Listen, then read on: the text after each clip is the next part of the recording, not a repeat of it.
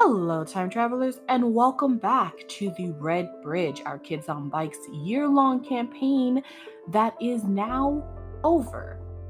Our season 1, anyway. If there's going to be a season 2, we will certainly let you know. But for now, this is the end of our story. So, as always, thank you so much for listening, so much for watching. If you're watching this on YouTube, thank you for supporting the Age of Journey podcast in our very first, our kind of inaugural campaign that we did for this long. We've had an amazing year, and I hope you all have enjoyed the content that's been coming out of the podcast. So, without further ado, we are just going to get straight into this finale of season 1 of the Red Bridge. As always, enjoy the journey.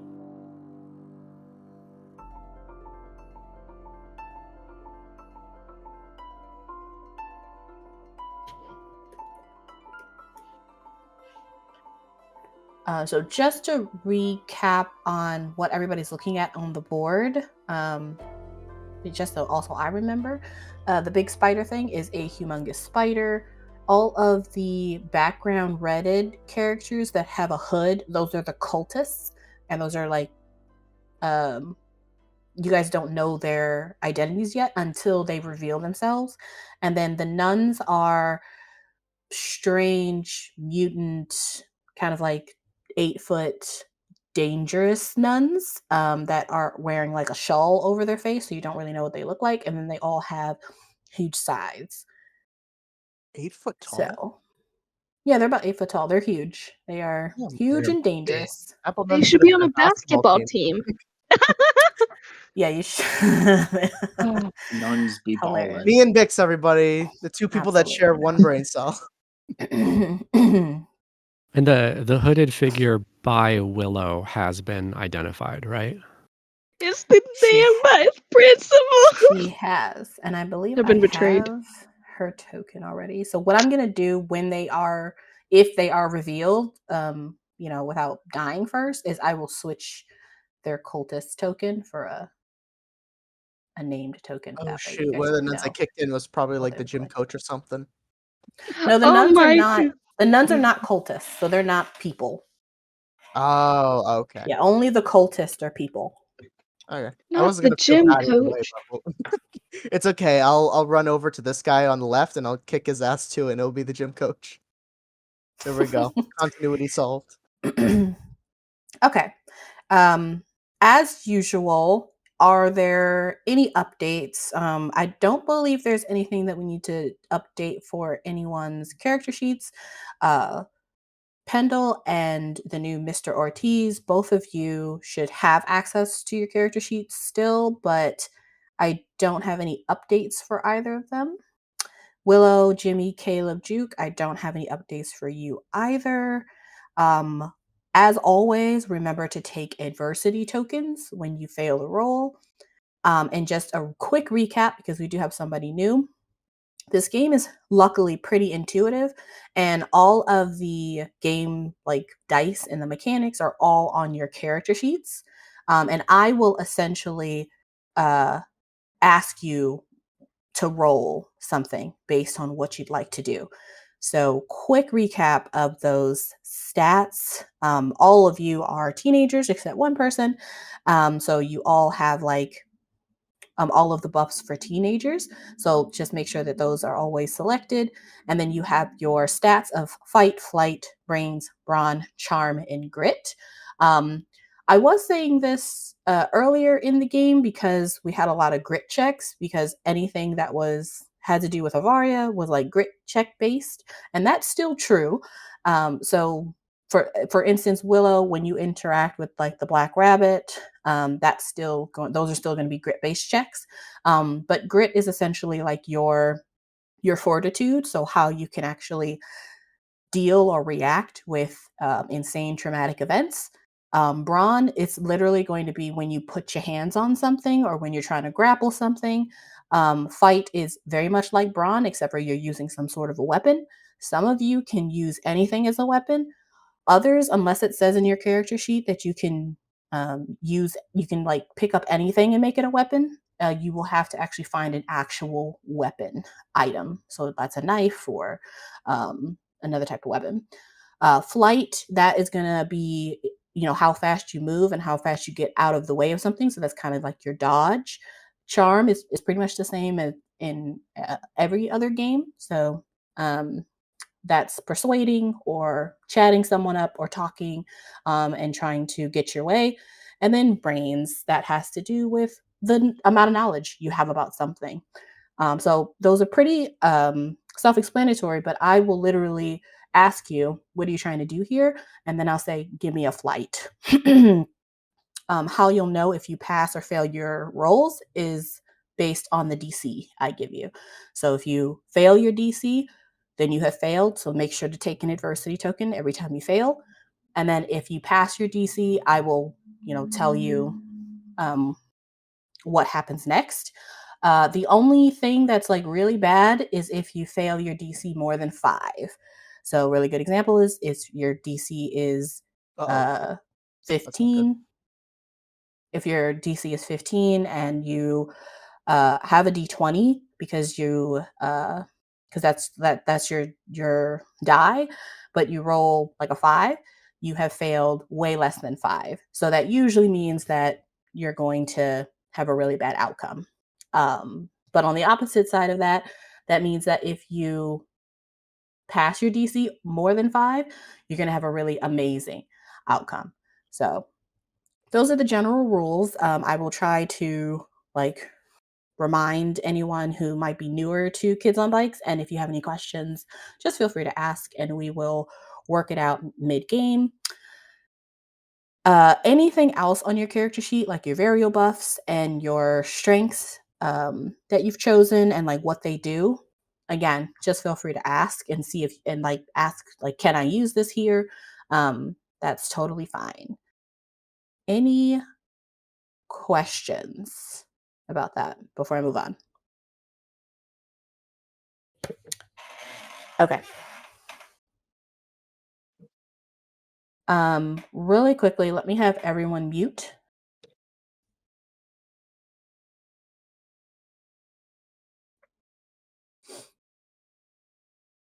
Bix.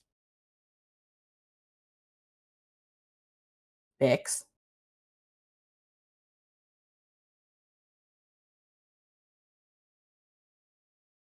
Thank you. Barbie, did that recording work or no?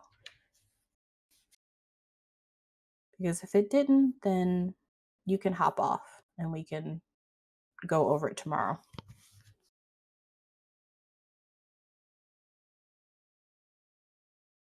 Okay. All right. Let me find my info here.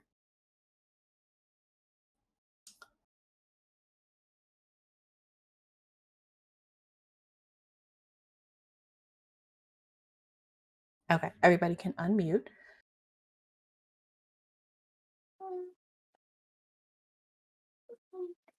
Nope. That's not good. The chair squeaking.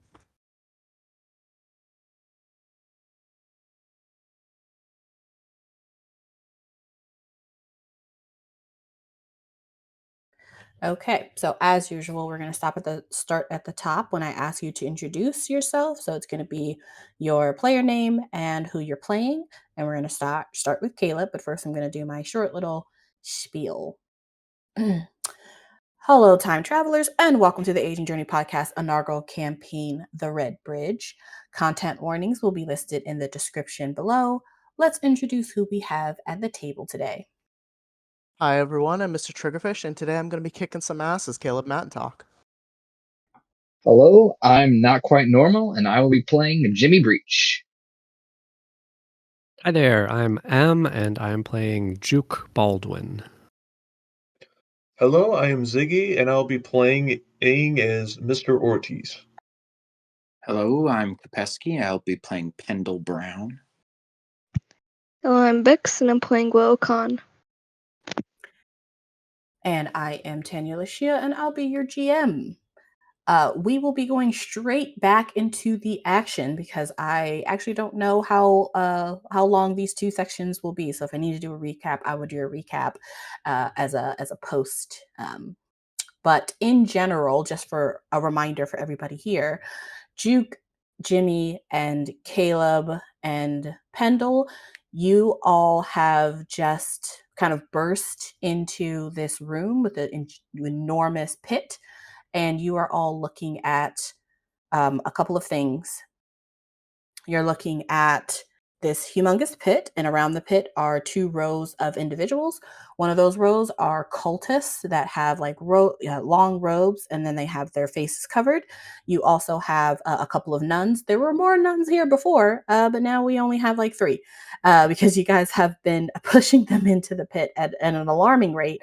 And these nuns are very tall, they're very strong, and they're all also wearing all black, including a black habit that is covering their face, and they are all sporting huge silver scythes. Right now, we have Pendle and Maya trying to make their way like around to get to Willow, specifically to get to Willow's location because they're trying to stop the ritual. Juke, you have just attempted to help Jimmy by sort of incapacitating this nun. However, she does now have a razor sharp and now boiling hot scythe in her hand. However, she did get a swipe off in Jimmy's stomach, and he is on the ground bleeding out at this moment. And then we have Caleb, who has successfully just chucked a nun into the pit. And so we kind of left with you all mid-combat, and everyone had just, in one moment, realized what was going on. So all of the nuns that weren't paying attention, now we're paying attention to what's happening over there with Juke and Caleb and Jimmy. At the moment, the nuns have not seen Maya and Pendle, but the cultists are also going to notice because I believe, Willow, you screamed out at some point. So they're all alerted to your presence, and they all know in some form that you are here. So this is what's going to happen right off the bat as everyone kind of pays attention. This nun here is going to, again, leap over this hole to get over to where Jimmy and Juke is, and she's probably going to try to land somewhere in between you two so that if she needs to, she can reach Caleb. And so that's what she's going to do. In the meanwhile, all of the cultists are going to start making their way to different people. So this cultist is closest, so he's going to move closer. This cultist is closer over here, so he's going to move a few feet that way. These cultists are now going to move to Maya, and then this cultist, which is right in front of Maya, is most likely probably either going to make the decision to strike at Maya or to help the nun that is still incapacitated by the web of the spider. So, what is everyone doing? And are the cultists still keeping up the chanting as well to keep the ritual going? They are. Okay. As they move towards you, except for Vice Principal Sanchez, who is talking to Willow right now. So I will say that you guys don't, I think maybe only Maya does know, so maybe you can get this information from her, but you guys don't necessarily know how many people they need to keep saying the chant. You'd have to figure out like how many people you can knock off before it starts to get disrupted.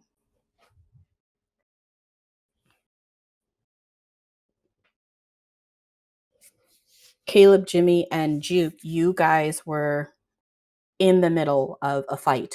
What are you guys doing?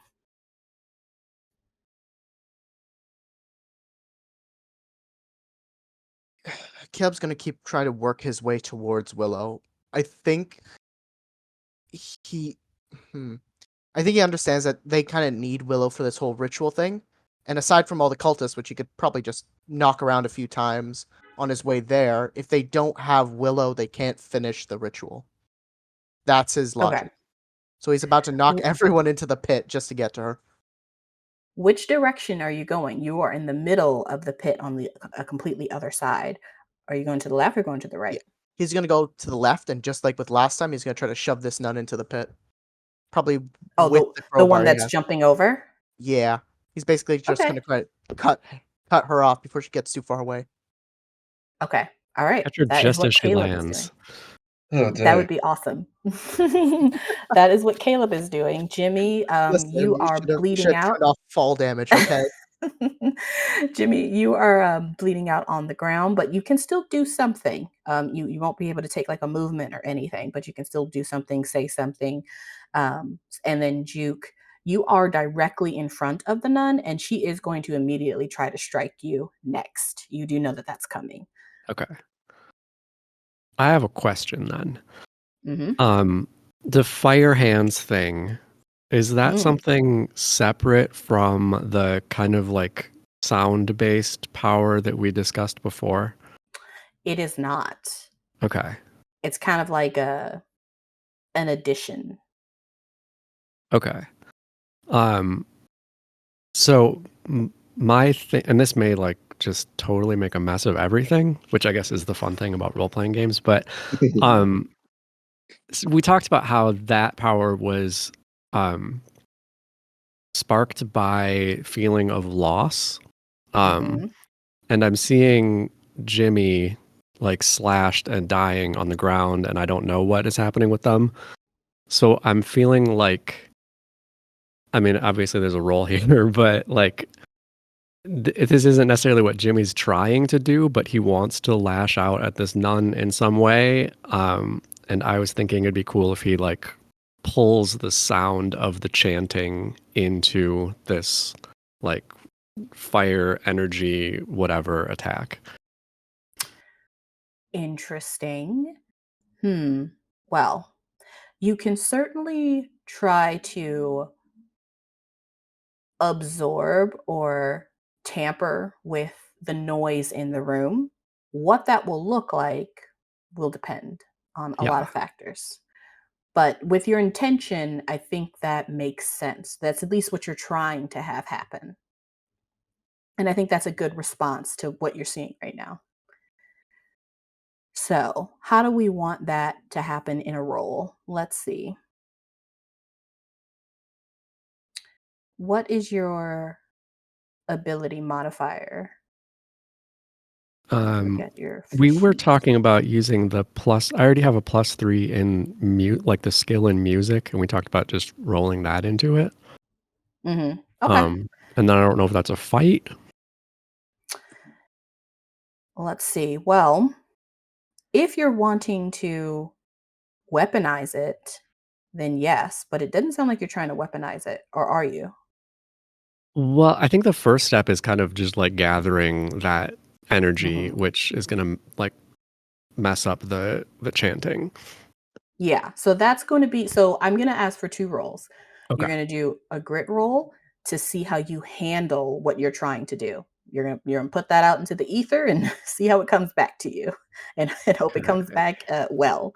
And then right after that, you're going to do a fight roll. So you're going to bring it to you, and then you're going to try to weaponize it. And we'll see how both of those go. I think for your grit roll, I think you're in a bad. real Sorry. I'm laughing with you, not at you. Okay. Go ahead and roll your fight. DC What was my target for the grit? 6. Your DC for your grit was going to be 6, so it's not that bad. And I'll throw a adversity token in it to make it 6. Okay, then that's good. Then you do go ahead and make that. So your DC for your fight though is also going to be 6. Okay. Am I adding that +3 still? Yep. Okay. Get that going. Fight +3. That's not good either. That's another 5. Yeah. Okay, I'll put another adversity token into it. Okay. Then you make both of those DCs. So you tell me what happens as the cacophony of chanting that's happening in this room. It's kind of bouncing off the walls. It's reverberating, and it's changing this huge purple sigil directly over Willow. It's sort of like expanding and then getting smaller and expanding. What happens as you Well, I rage think call this sound to you? the sound of the chanting like slows down. It's like almost like it's on a tape and the tape gets like slowed. Like the pitch drops and then goes up and it just like shifts into like scratching or scraping or like buzzing noise, and then all of that sound kind of pulls toward Juke. And I mean, I'm thinking that wasn't a great roll, so it probably only maybe cuts out for a second or two. Yeah, And then I'd say it cuts out enough for you to harness it. yeah, and then just kind of release this wave of like it's completely silent for like a heartbeat, and then just comes out as this like a sudden like guitar riff or something like that, just like blasts out of Juke. Okay. Now, do you still want to try to combine that with your fire? Yeah, I think like kind of fire rolling along with that wave of sound sounds cool. I love that. Go ahead and give me another grit roll then. Oh. DC is going to be 10. Okay. Bonus on that? You're not going to do your bonus this Okay. time. All right. So that's a D20. Please do better. 16. Oh my goodness. Wow. Before I say what happens here, Jimmy, I'm going to need you to make a grit roll for your spider. Oh, no. DC is going to be 10. Okay. I'm gonna grab the spider's grit real quick. I think it's, I don't know what it is. It's in your notebook. Got the picture. It is D6. Oh boy.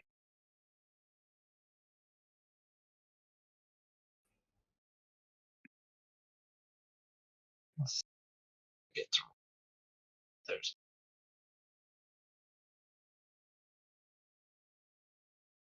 and roll. Now it's a 2. Can Jimmy spend adversity points to protect Willow through the spider? Like using the defender trait just to hold on?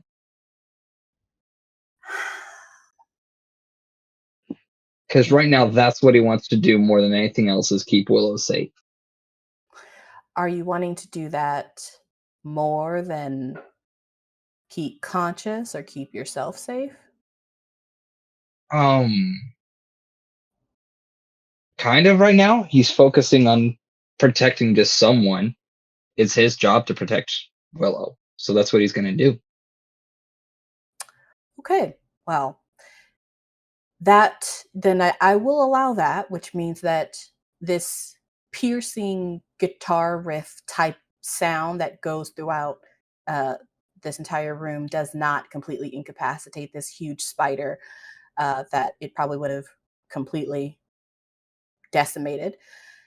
Instead, it's able to listen to this noise, and it clearly very much bothers it, but it doesn't incapacitate it. However, Jimmy, if you are focusing that hard on keeping the spider together, I'm going to need you to make a grit roll. DC is going to be 15. All right. Like my grit. Oh, it's a D10. It's not too bad. Let's find out. I rolled a 10, so it explodes. I rolled a 2, Nice. so that's a 12. Should I throw one more just to make it a nice, like a 13, so it's not too terrible? I think I will. Okay. You get a 13 on your grit. Very lucky. And so you don't pass out. You are still losing blood, but I'm going to say you're able to kind of hold your stomach. And so you're not bleeding too terribly. I will say though that as you continue to concentrate to try and keep the spider from losing itself in this sound, it does start to affect you as much as it affects everybody else. So that 16 fight, very, very good. However, this is your very first time doing this, very Yeah. trained at doing this. And so it does its job. It pierces out to everyone. So I need everyone to make a grit check. DC is going to Yeah. be, I don't think that ability has a DC, so we're going to make that DC a 7. Not too bad. Oh boy. Sorry, everybody. It's okay. Oh, You did your best. goodbye. 1. Oh wow, 7. Excellent. Right on the pass. Oh no. Got 12. Hell yeah. Wait. Oh wait, that's my dice. Hold on, let me roll again them. I forgot. I got 18.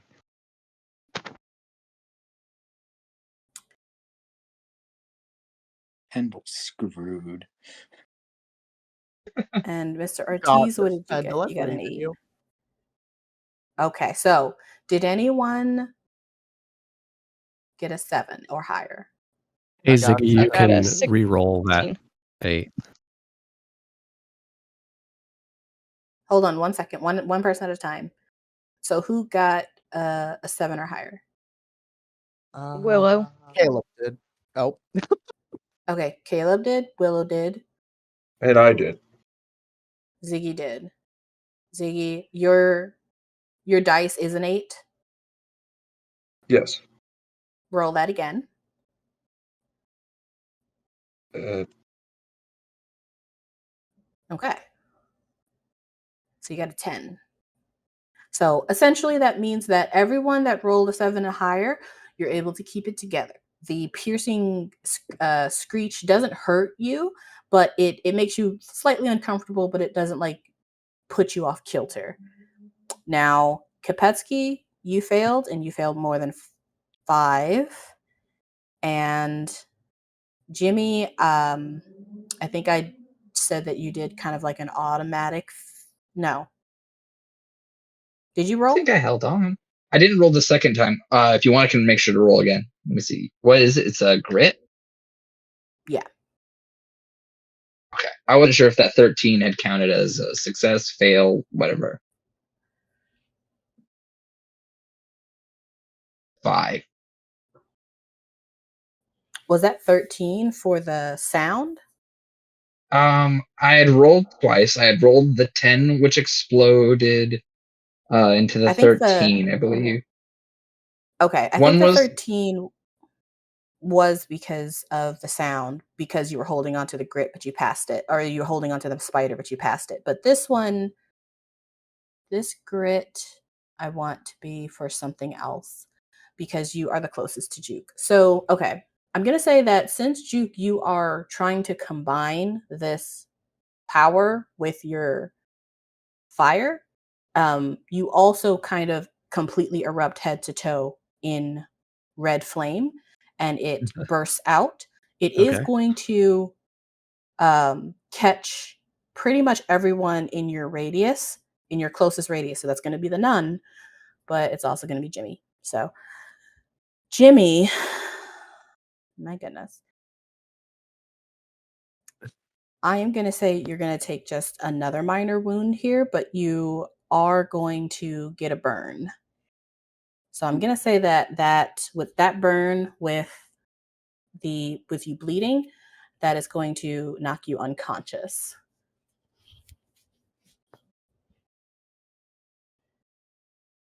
I think Juke was more helpful when he was not trying to be helpful. Do I still have As control of you the spider? We're gonna see in a minute. As you as you kind of burst out in this flame, you do hit the nun, and I'm gonna say that she doesn't fall because she kind of uses her scythe as like a bit of a shield, but she does step back away from you. And so now she's a little bit closer to the edge. But she is still up. You did singe her, and you can see that like the bottom of her robes are starting to catch fire, but she doesn't look too bothered. So that's what's happening over there. Caleb, you have moved over there, and I'm going to have the nun jump over. And I am going to say that you're still connected to the spider, but you're not going to be able to give it the same type of, you're not going to have the same level of control. This is for Jimmy.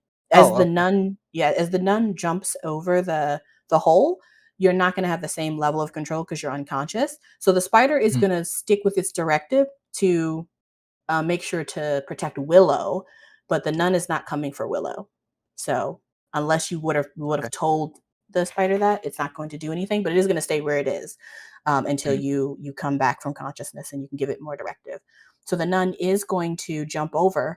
I'm going to make a flight roll for the nun. Now these nuns are, pretty good on most stats. However, they should have been basketball players. They should have been basketball players.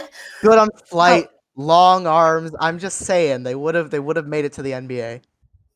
However, I will say that she's probably overreaching right now. This is a huge pit, and so I think she's thinking she can make it with no problem. So I'm gonna say that if she doesn't like meet or go over the DC, I will give you, Caleb, some time to do something while she's in the air. All right. Okay. So she's gonna do. Is there any chance that blast of sound threw her off a little bit? I'm going to say you do that. I'm going to say you do that before she jumps because it hits everyone before she makes that jump. However, I will say that it probably affects everyone. So that's going to be all the cultists, including Ortiz and the 3 nuns, and probably the nun that's down is going to be more affected. So let's see. I'm just going to do like a mass roll for the nuns and a mass roll for the cultists. And then Ziggy, you're going to do a roll for yourself. So let's see. I'm going to have them do a grit roll. So let me get their stats for the regular nuns. Their grit is... Okay. So let's make their DC a 7. And so I'm going to roll for the nuns right now, their grit. And they have a D12.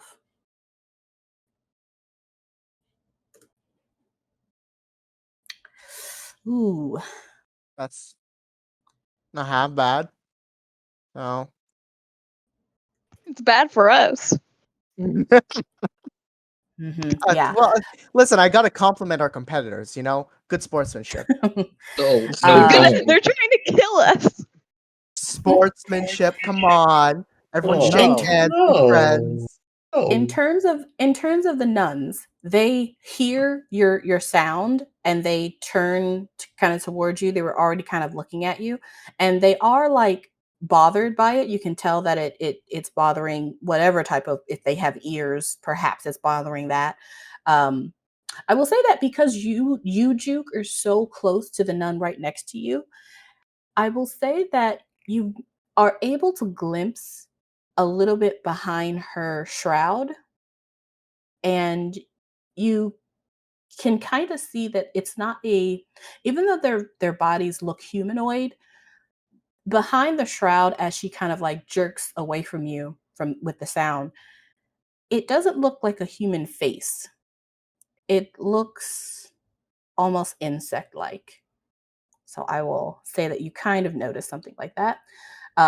But they aren't really like knocked off their feet, and they continue on their trajectory she's going to continue on her trajectory to jump over the hole. The nun on the ground, I'm going to say, even though I'm going to say that I'm going to have her roll separately because I know that she's incapacitated, and we'll make her DC a little higher. Let's make her DC a 10. So let's see about her. Oh my gosh. Okay. Cool. That is very, very bad. So See, this it's is good. what you guys kind of see. You could so Oh, we're that's just a on the nuns still, but that's a we'll get to 1 the cultists in a for moment. reference on anyone who didn't see. That's a 1. For the nun on the ground, what's going to happen to her is she begins convulsing as the noise actually like reverberates off of the webs that are encasing her. And you see that she begins to bleed from, it looks like, probably every available orifice she has. And she eventually will go limp as she just kind of almost like melts down like a wicked witch of the West into a pile of blood red and black goo. Pleasant. Effective, unfortunately, for the nuns. And if that had happened to everyone, that would have been amazing. But so that is what happens with the nuns. That nun is going to go ahead and jump over. But before she does, I'm going to roll for the cultists to see how They were that, affected. how they were affected by the music or the riff. And so we have their grit. Their grit's only a Come on, D6, quintuple kill. but I've already kind of talked about what the DC was for the nuns, and so the DC will be the same. So it'll be a 7. Oh, Ooh, oh Oh, my that's gosh. another one, folks. It's the best. The tides have been turned. Ziggy, Pendle go is ahead. dragging everyone down with him. Ziggy, go ahead and roll your grit as well. I think Ziggy already rolled, right? Oh, what did you get? I just rolled a 4. Well, you rolled before when everybody else rolled and it was a 10. Yeah, that. Hold on. That. I can just check your whatchamacallits.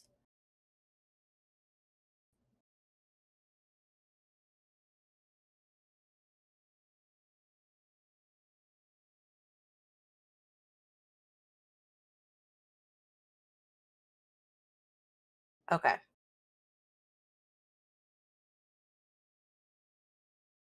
So was that roll for the music? The one I before? think the one before is when all of the player characters were rolling for music. Usually, so yeah. Oh, I see. I gotcha. Yeah, and you got a 10 then. Yes. So yeah, so that is your roll. Let me.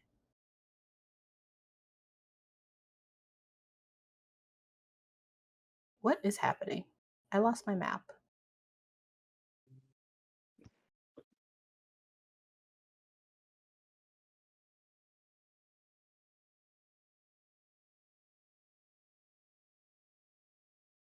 Okay, there we go. Okay. So, Ziggy, you may choose where you are in this moment, but wherever you don't choose, I am going to then narrate what happens to the individuals that rolled a 1. I'm going to pick wherever is closest to the kids that try to ruin the ritual. I think that's all of them. Okay. Yeah, that's kind of everybody. So we have the ones down there. we have Willow, who's being guarded by a spider, who is the kind of the sacrifice for the ritual. We have Juke, Jimmy, and Caleb, which are on the left corner. They are essentially trying to like get to Willow, but they're also trying to take out people, and they're doing a very good job. And then we have the 2 people who've been sneaking around the side, pretty much undetected until right now, and that is Maya and Pendle, and they are over here. So those are kind of the 3 areas you can go or be closest to, whichever you want to do.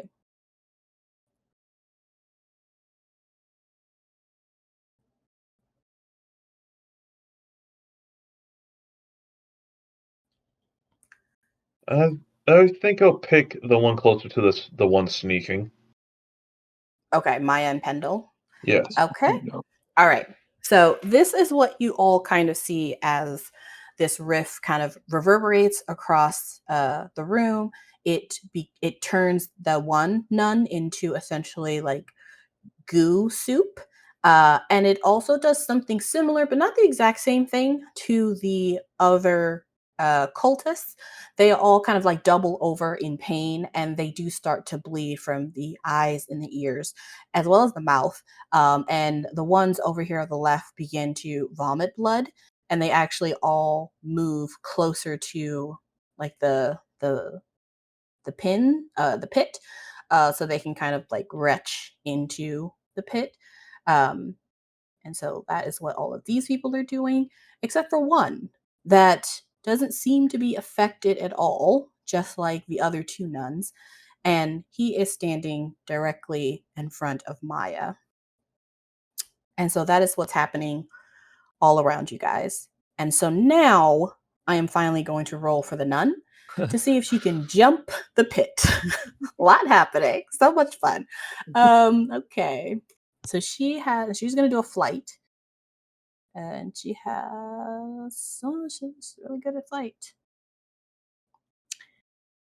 Also, what about the vice principal? We haven't even gotten to you, Willow. We're just we're just dealing with the. I know we haven't even gotten to you. Let's see. So her DC was going to be, no, her DC was a 10. Okay. So she jumps over and it looks like she might like jump a touch short. So she is going to try and like use her scythe as like an ice pick and reach so that she can like cling onto the side of like this wall, because she's not going to make it where she wanted to make it. No, that ain't happening. Hit her, Caleb. So because she was under her DC, Caleb, you will have an opportunity to do something while she's in the air, just as she is trying to cling to the side. Mufasa her. Long live the king. Yeah, I think. So now I'm gonna hold off on that though. I'm gonna allow you two to see each other, but we're gonna quickly move to Willow. No. Willow, last time you kind of like looked up, you had just grabbed the pendant and you are still very weak and you're very sore, but you look up and you see the face of Vice Principal Sanchez, which the last time you saw her, she was being very kind and sweet and giving you a cup of hot tea in her little secret office. And now she's looking down at you because you're on the ground, and she's smiling, kind of like this sickly smile. And she says, I think last time she said something like, now You were supposed to stay on the pedestal, dear. Yeah, I remember you were that supposed one. to stay on the pedestal. I believe that's what she said. And so that is where you are. So she's just looking down at you at this moment, and she is going to try to pick you up, but she's not going to try to like hurt you. She's just going to try to like pick you up gently because she knows that you're weak, and she's literally going to try to take you back to the pedestal. Just gonna like, because at first she was trying to pick up the scythe, but then she realized that she's too weak for that. So she's like gonna just like reach for an apple and try to check it at her. Just like, no. There are plenty of apples around here. Yeah, go ahead and make a fight. Woo. It's gonna be against her. She's gonna just try to avoid you, so it's gonna be against her flight. And she's not that fast. Yay. Fight. That's a D6 with a plus.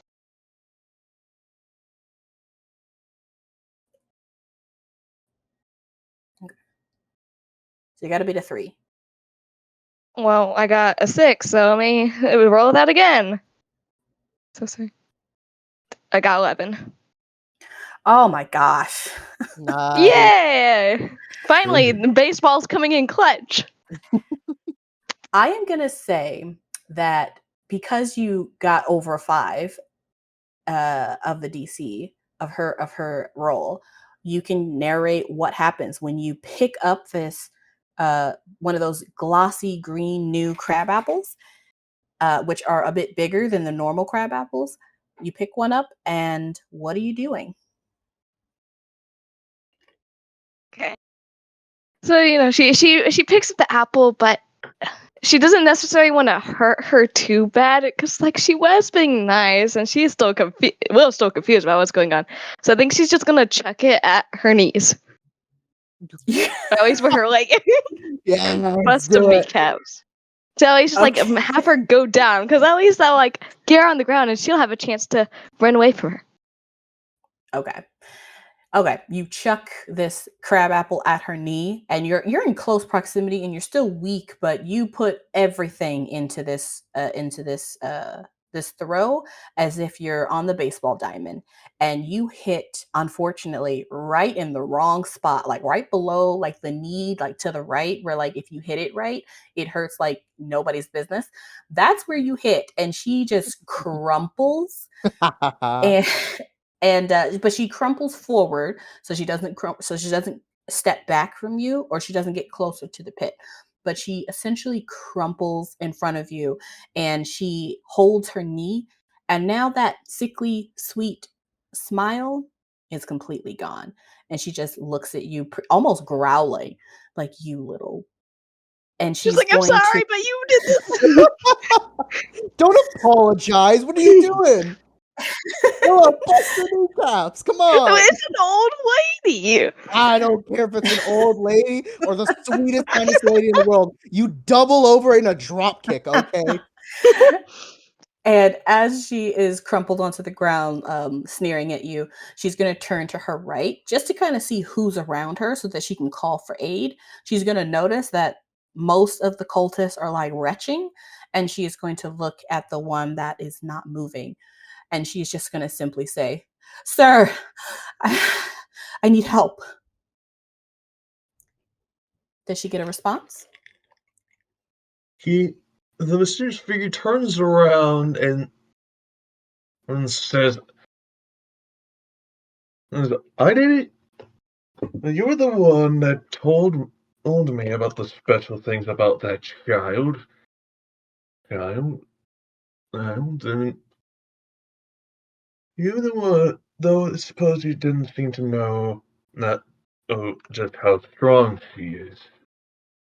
It's making her here all the more better gift for a little ritual, so I suppose I might take a closer look at our little sacrifice." So do you want to stay where you are, or do you walk over? I walk over. No.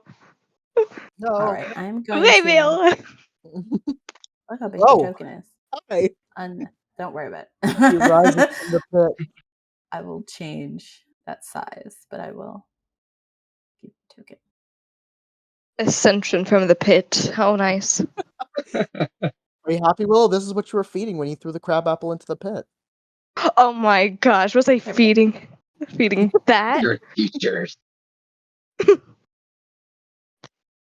me make you a little bit bigger.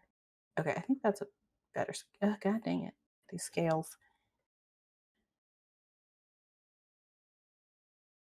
You don't even need to describe this guy because Ziggy's voice sounded exactly the way this dude looks. It was the same thing. I'm perfect for this role. Old British man coming to murder a 14-year-old child. Hey, it's Definitely fit it. for the ultimate cause. I'm gonna show you an ultimate cause. Get within smacking range. Come There on. we go. I have plenty of friends here. You can play your little smacking games with. I have important matters. Oh, trust me, I met one of them. The other one's about to meet the same fate. Okay, so you now have a token on the board, and I think you should be able to move it. But if you're not, I will move you. But you are going to make your way over to assist Vice Principal Sanchez. So that is what's happening on the other side of, and you all, I'm going to say, Juke, you're probably busy. You're literally mid-combat. Jimmy, you're unconscious. So I'm going to say the only people that really see what's happening is going to be Maya, Pendle, and Caleb. So Caleb, because you're looking in that direction as the nun comes across, you can now make a better informed decision about like what you want to do after you try to thwart the nun. So what are you wanting to do as she jumps across the chasm and tries to catch herself? First things first, he sees the scythe hit the ground as she's trying to climb up. He's going to swing the crowbar back and try to putt the scythe off the edge, basically knocking her back. Okay, sounds like a fight roll to me.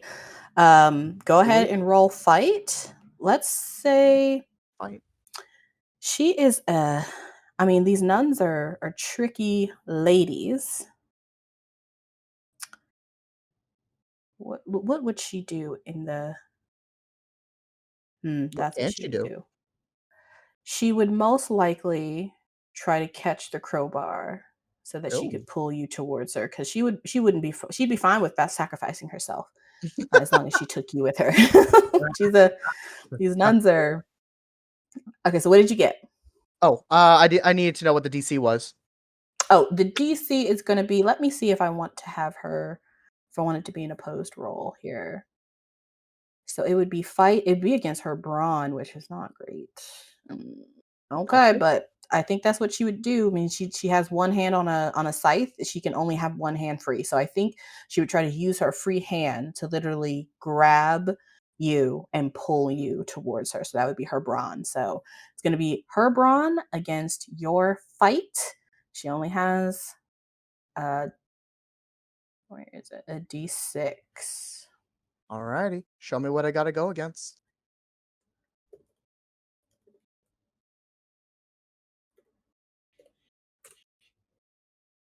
You have to Oh. beat a 4. Alright, let's see what happens. Oh, that didn't work. Roll. That is a 2. Oh. But I will put 2 adversity tokens into it. I'm not going down like that. That was You're interesting. very lucky. Very lucky. Alright. Okay. Yeah, so that's exactly what you do. You come up and you try to pop her off, and she does try to grab your crowbar, but I'm gonna say that you are able to smack her off before she's able to give purchase, and she falls into the pit. One down. Yeah. Show them who the real apple nuns are. Damn Oh my right. gosh. Please, no. You got the name first. We were better, bitch. Now, over on the side, we have Maya and Pendle. They were originally about to, confront this mysterious cultist that didn't fall like the other 3 that are still retching into the pit. However, so Maya is going to look over at Pendle now that she sees that there are 2 people near Willow. Well, now how the hell are we supposed to get near her? Violence. I think She says, Caleb's just gonna start running towards Willow. left or right? Oh, I'm sorry, but right seems a little bit safer now. Dude. Now, You guys got are this. It's you only one none. I've gotten 2 so far. And Now, you're are a you fireman. now before you take off, are you running knowing that Jimmy is down? Oh, crap. I'm sorry, Jimmy. As much as I will acknowledge Jimmy's in a bit of peril, Caleb's known Willow longer. Caleb worries about Willow more. And I think it's just mind over matter. Okay. Sorry. I'm going to say that you begin to run around the pit. And as you do that, Maya and Pendle continue their walk, but this time they understand that they are, that everyone is now shown. So you're not going to make it that far though in this round, Yeah, I was Caleb. wondering. Yeah, you're gonna catch up to where Maya and Pendle are. Oh, I okay, wasn't. so I gotta be back My in. sneak walk is over. The second that guy turns around and starts walking away, I'm gonna go violence and then run after him with a spear and try and stab him in the ass. What guy? British man. Me? Or Ortiz? Yes, the one who was right in front of us. Okay.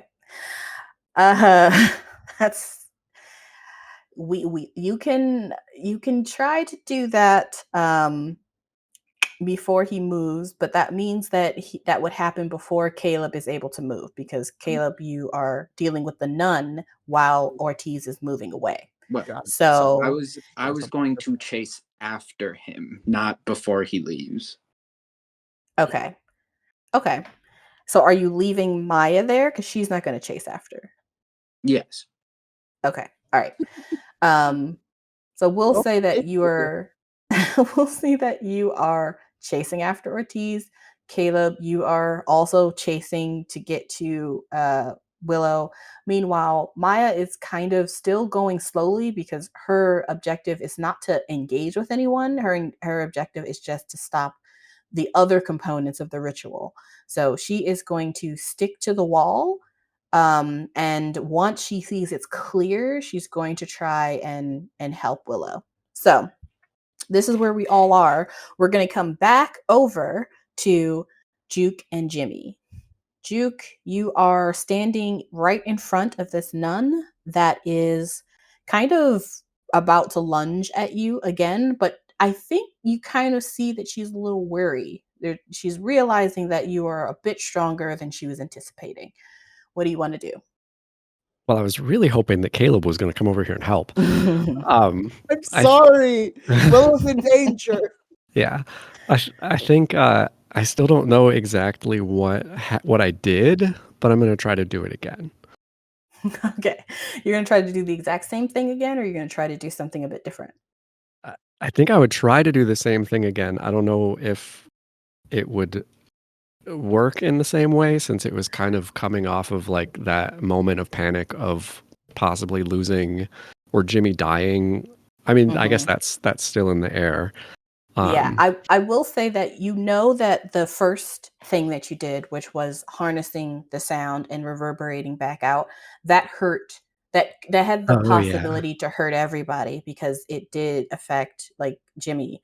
But what really hurt Jimmy at the end was the uncontrollable part, which was you kind of bursting into flames. So okay. So I think I instead would want to just use like try to a little bit earlier I kind of like threw out a wall of fire in between Jimmy and the nun to try to help him.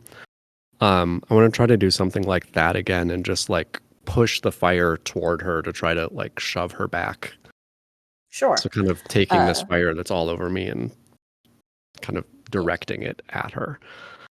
That makes sense. That's going to be your fight, and that's going to be against her flight. I think she's going to try to get out of the way, but she is going to probably try to jump like over you to get behind you. So let's see what her flight looks like. She has a high flight. They all have high flights.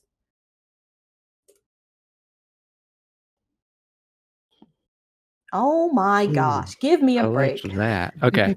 My fight is a D8 +1. You have to beat a 2. That's an 8. Wait, or is that with the +1? Oh, it didn't add the +1, so it would be 8. Okay. Yeah, that it exactly happens just like it has before. You kind of just use your hands as their own weapon, and the fire shoots out and punches her literally in the face, and she goes up in flames. And as she is on fire, she falls back into the pit. Now, I will say, at this point, you all have pushed many people into the pit that you don't understand. So I am going to make a roll. Oh boy. Impending doom. How nice. Yippee! You guys are This is the way. worrying way too much. Ignorance is bliss. I'm I'm worried. children, right? And Yeah, Jimmy is exactly. dying. And Juke's on fire. It's fine. I Juke just met is these on fire. people. They're magic. And I'm just Tanya got gonna one, add so we're weird. fine. Wait, You so don't type know it's what I'm everything again. rolling. Oh no! Never mind. I regret Oh my gosh, 2 everything. months. Wow. Okay. So I was basically just gonna see like how many people needed to go into the pit for whatever need to happen. So you guys have pushed like 5 people in here. 3, So right? Whoa, Isn't it 3? Like, The nuns aren't people.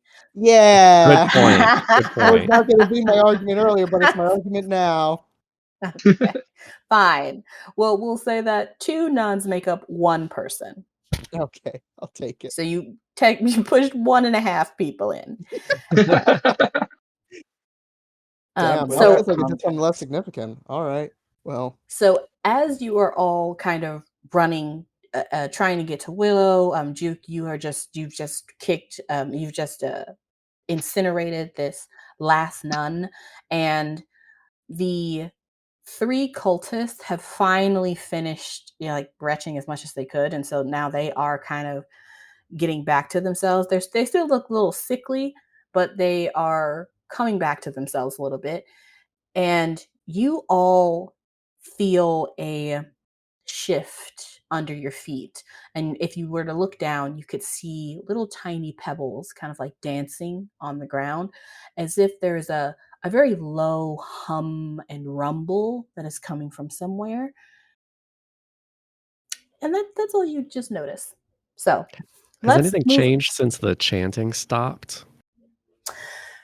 So we're going to see that in a moment. When Okay. we get over to Willow, which the chanting was changing the sigil, Willow and anyone close to Willow, and if you're looking at the sigil that was expanding and getting smaller and siphoning Willow's essence, you will see that has stopped.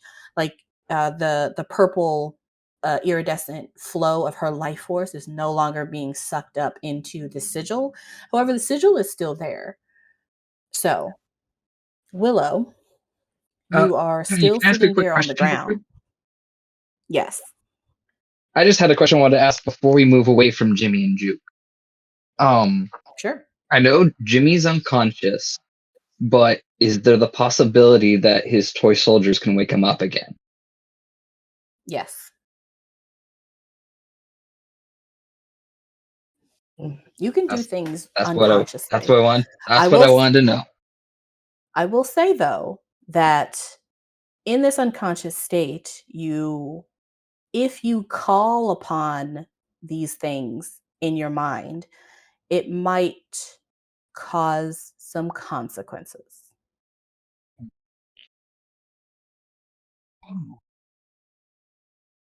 I think at this moment we gotta risk things if we want to get out of here alive. Risking it for the brisket. heck yeah. Besides, I'm dying anyway. Consequences, forget those. What Okay. are those? Never heard of them. I'm going to say that if Jimmy, I'm going to say you can kind of hear what's happening around you, even though you're unconscious. It's almost like you're in a dream state.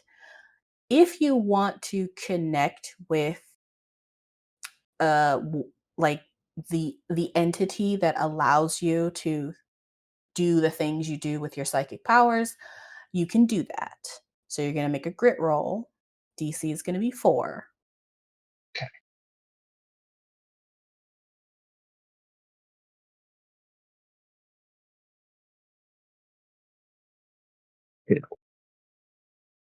Okay. I have 2 adversity tokens to burn. I think I'm gonna burn both of them to make the 4. Okay. What exactly are you asking?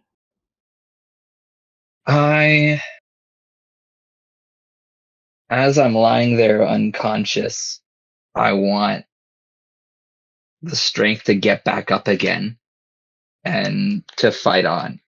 I don't want to be out just yet. Excellent. Okay. We will come back to you in a moment.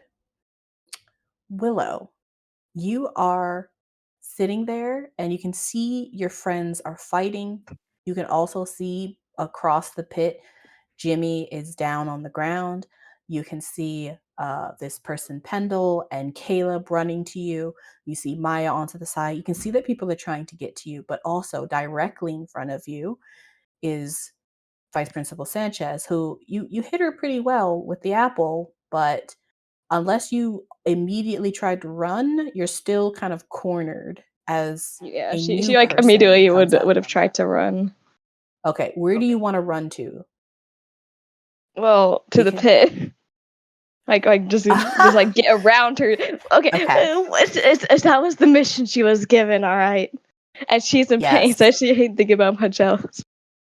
Okay, if you are running to the pit, then you need to run past the vice principal, and as Mr. Ortiz comes up to on the right, he's gonna like pinch you there.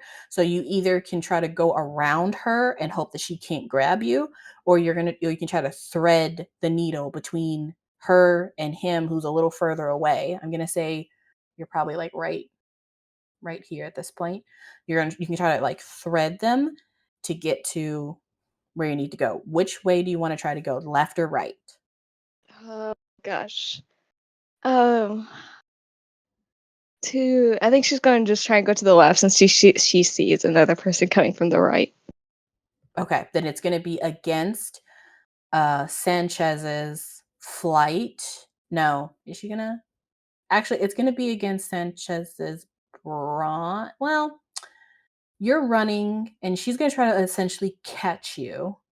So I think actually it is going to be her flight. She's going to try to basically move faster than you. Would the spider be able to help at all, since it's right there? Perhaps. Let's have them roll, and then we can see what happens next. So, Willow, you roll your flight, and I'm going to roll her flight, which is... Please be good. I got 12. Oh my gosh, is that really her flight? Jeez. Oh! Okay. What is it? She got a 6, and she has a D6. Let's see. Oh no! Happens. Please. Please. I mean, Gotta she's balance not the usually ones. Okay. Oh, Oh, You good. It's just a 10. So, I am going to say that a 10 is a fail, but it's not that big of a fail. And she is angry. And so she is trying to really grab you. And so as you like try to run around her, you're still very weak. You're going to try to run around her. She doesn't grab you the way she wanted to. She wanted to like fully like hold you back. Instead, she's able to like just grip your the back of your shirt. And she's just kind of like trying to stop you from moving forward, essentially. And so she's slowing you down, so you're not going to be able to make it to the pit. And she is holding on to you, so you're going to have to like dislodge her somehow.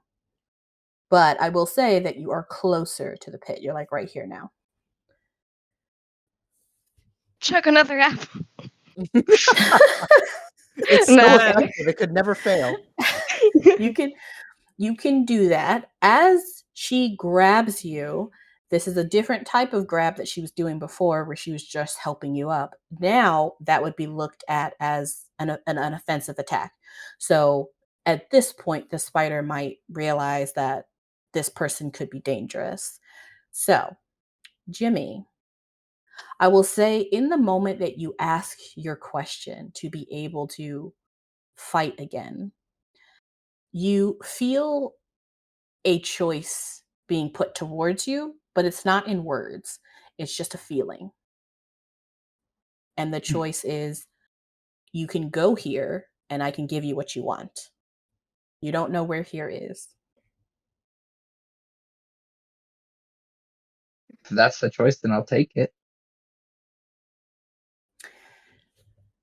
Willow, as you again, you're like pulling on Vice Principal Sanchez, and you're trying to grab another apple, but she sees you. This woman is gonna like try to grapple you to the ground now because she realizes you're gonna be a bit of a hard ass. So she's going to murder me. Yeah, she's gonna try to really like hold you down. And so she's gonna roll her brawn, and so you're gonna need to roll your brawn against her. And while this is happening, Mr. Ortiz, you are getting closer. So you are now like right next to them, and so you can do something as well. I And will so like to try to also grab my arms to pin Willow down on top of Please. my assistant. I have spent way too long for setting up this ritual only to have our sacrifice to slip between our fingers. Okay, well, my Excellent. dice exploded, so I'm gonna do that again. So he's Okay. it exploded again. Double. Oh, okay. Okay, Oh, no. what is it? That's Ten. it's a 10. I got 10. Exploded twice. Yay! Okay. Okay. I'm a Ziggy, cry. Oh, there's so much panic. okay, Ziggy, I'm gonna need you to roll your brawn as you try to help Sanchez. And because it's two adults holding down a weak child, that's a good Please, what? that's a good that's a good 10. But let's see what happens as they both kind of like try to hold you down. If Ortiz Each stops, Oh, like do I you. catch up?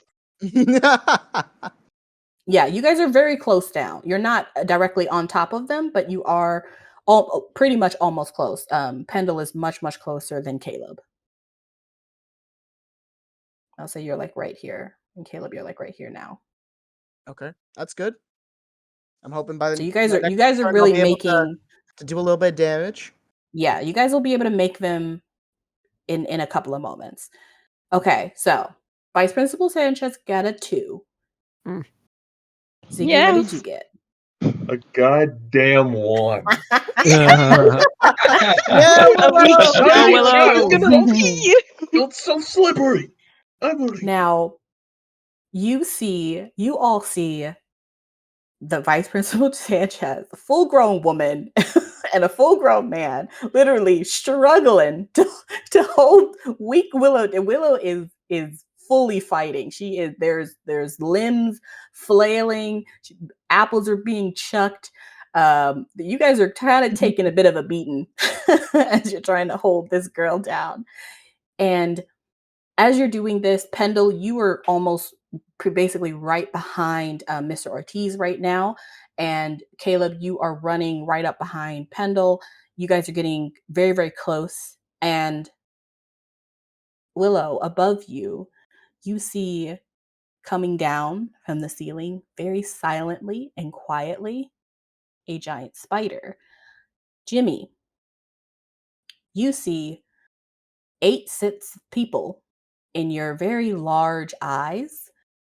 You feel your legs are long and spindly, and you are covered with fur, and you feel like you haven't eaten in days. But you see Willow, your friend, and you know you're supposed to be protecting her, and 2 big cockroaches above her that look ripe for eating. Sounds good to me. I'll go after whatever's closest and try and pull it in and web it up like in a cocoon. I am going to need Vice Principal Sanchez and Ortiz to make flight checks as this huge spider descends from the ceiling and is going to try to catch you in its web and whip you up for dinner. Starting to notice the distinct trend of Jimmy turning into giant animals. I'm here to eat things. Dinner time. Another what? Roll knows how evil my character is and wants me to lose. I mean, Wow. Okay, Jimmy, You're trying to go ahead. murder me. You deserve it. Go ahead and trying to unlock the secrets of immortality. Why did all of this just stop for the life of this Immortality one is sad. tiny You're a little girl? sad old man. Jimmy, go ahead and roll the flight. Actually, are you doing your web or are you Yeah. trying to get to them quickly? I think Okay. it would be kind of like Go- a lunging web, whatever it can, just like trying to pounce attack, wrap them up in the web. I'm gonna say that this kind of constitutes something a little interesting. I'm going to say that because you are now the spider, technically you are fighting, and the weapon is your web. So Yes. I'm going to say roll fight and then add your variable buff.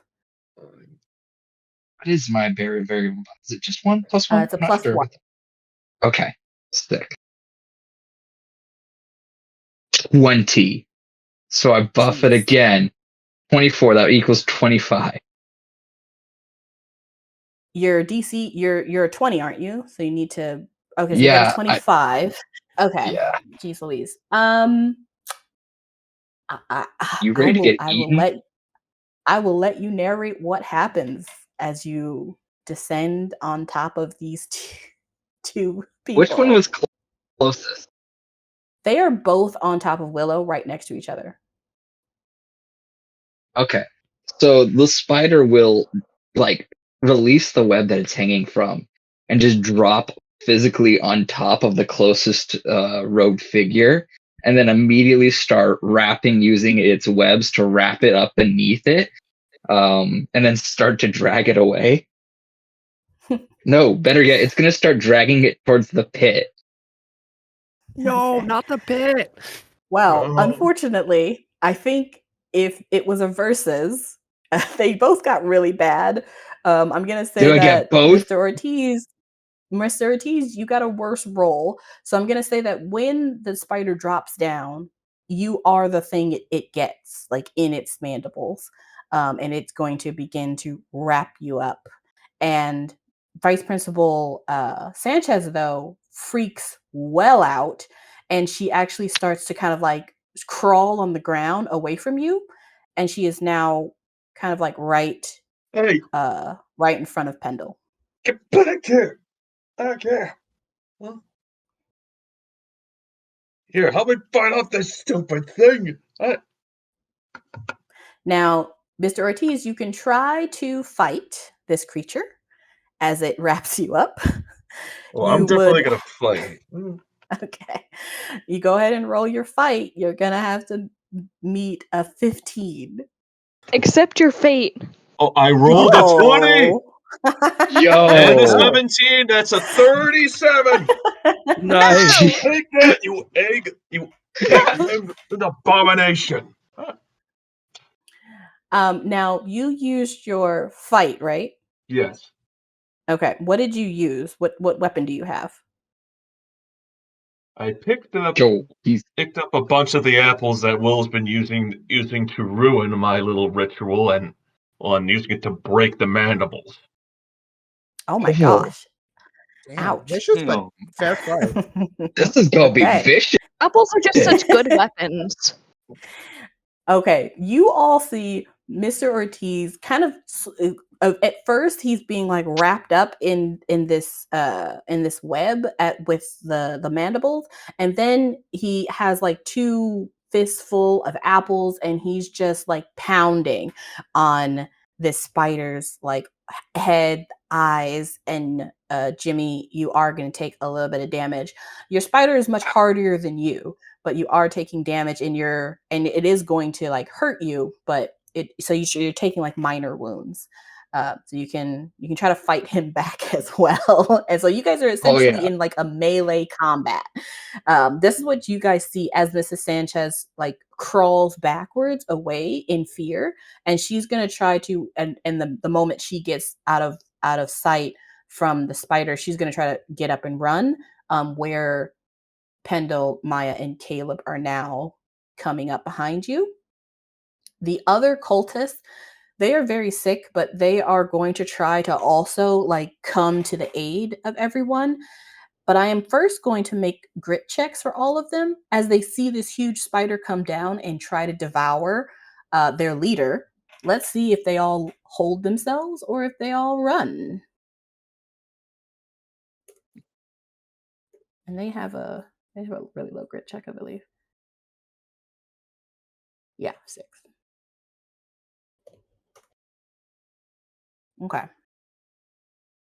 So they are terrified, but they are holding their ground. This one here that's closest is going to actually try to come up, and they are going to grab Willow to try and get you back to try to get you back to the plinth. This guy down here is going to try to go to Juke and put Juke down essentially. And the person that's closest to Caleb is going to try to engage Caleb before you can get to Pendle and Maya and Willow. I'm gonna start chucking more apples. So let's start back over at Juke. Juke, what are you doing as this cultist comes over to you? I think while everything was happening over on the other side of the pit, after that nun went flaming down into the pit, I probably just like dropped to my knees next to Jimmy and was like, Jimmy, are you okay? Are you okay? So probably when this cultist comes up, I'm crouched down, not paying attention. Okay. He does not have a weapon, so he is just going to try to like grab you and like detain you essentially. Like the nuns here were really the like the dangerous ones.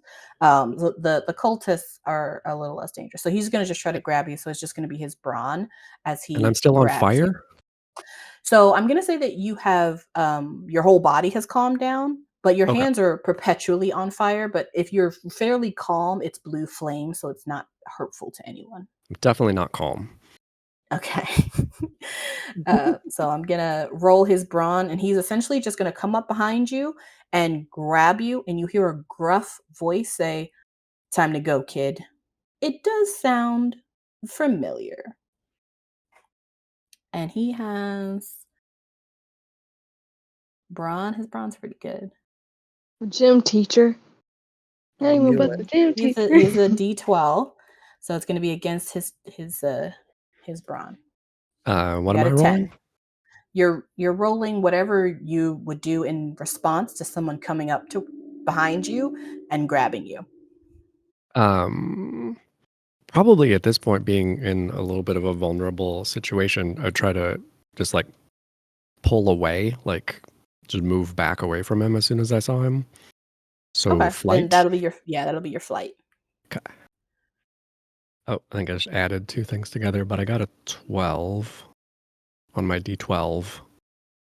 Okay.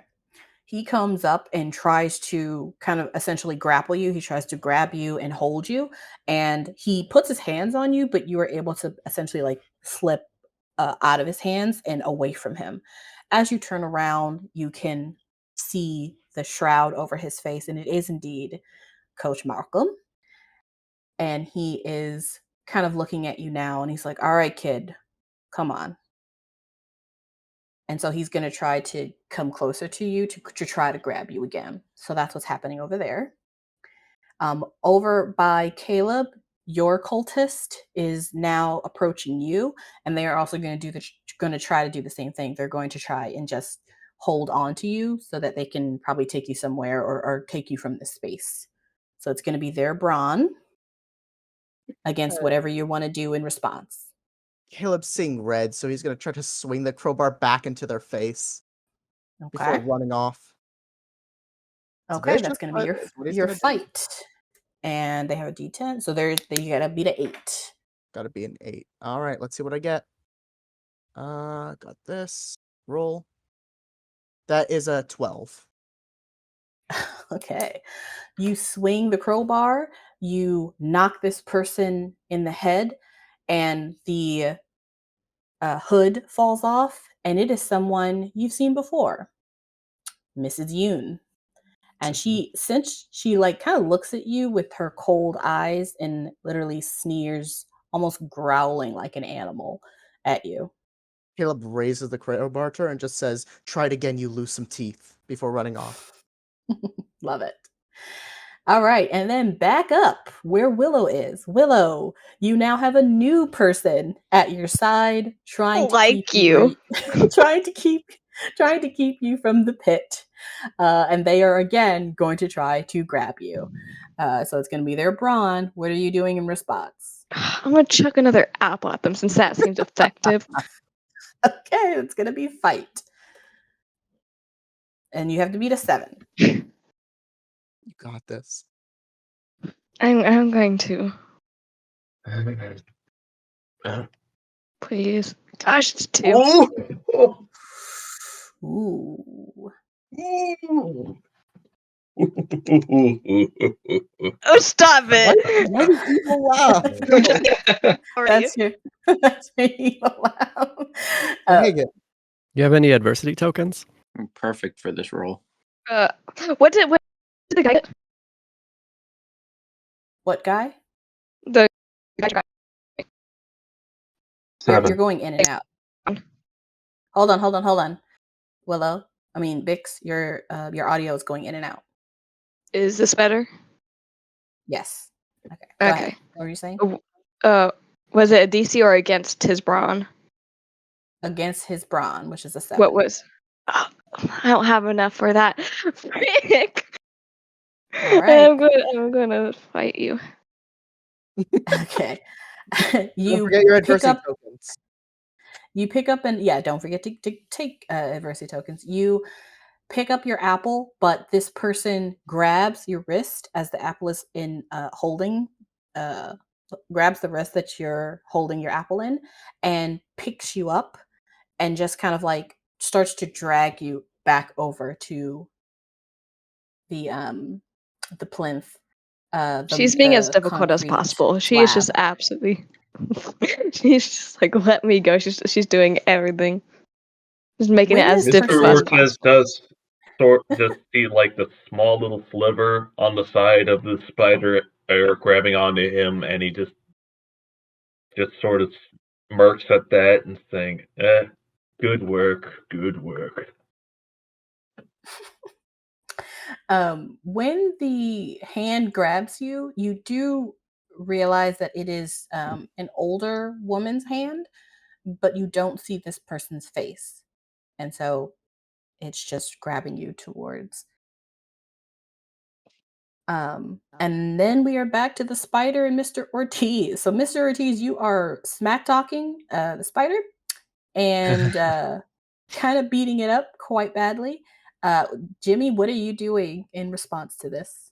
And while all of this is happening, I will also say that Maya is going to take this opportunity to like run past all of you so that she can try to get to Willow. So I'm going to say she's about right here. And then we will go to Pendle, who is right behind Mrs. Sanchez. And then we're going to do this whole loop over again after a break. So what are we doing, Jimmy? Blow for blow, I say.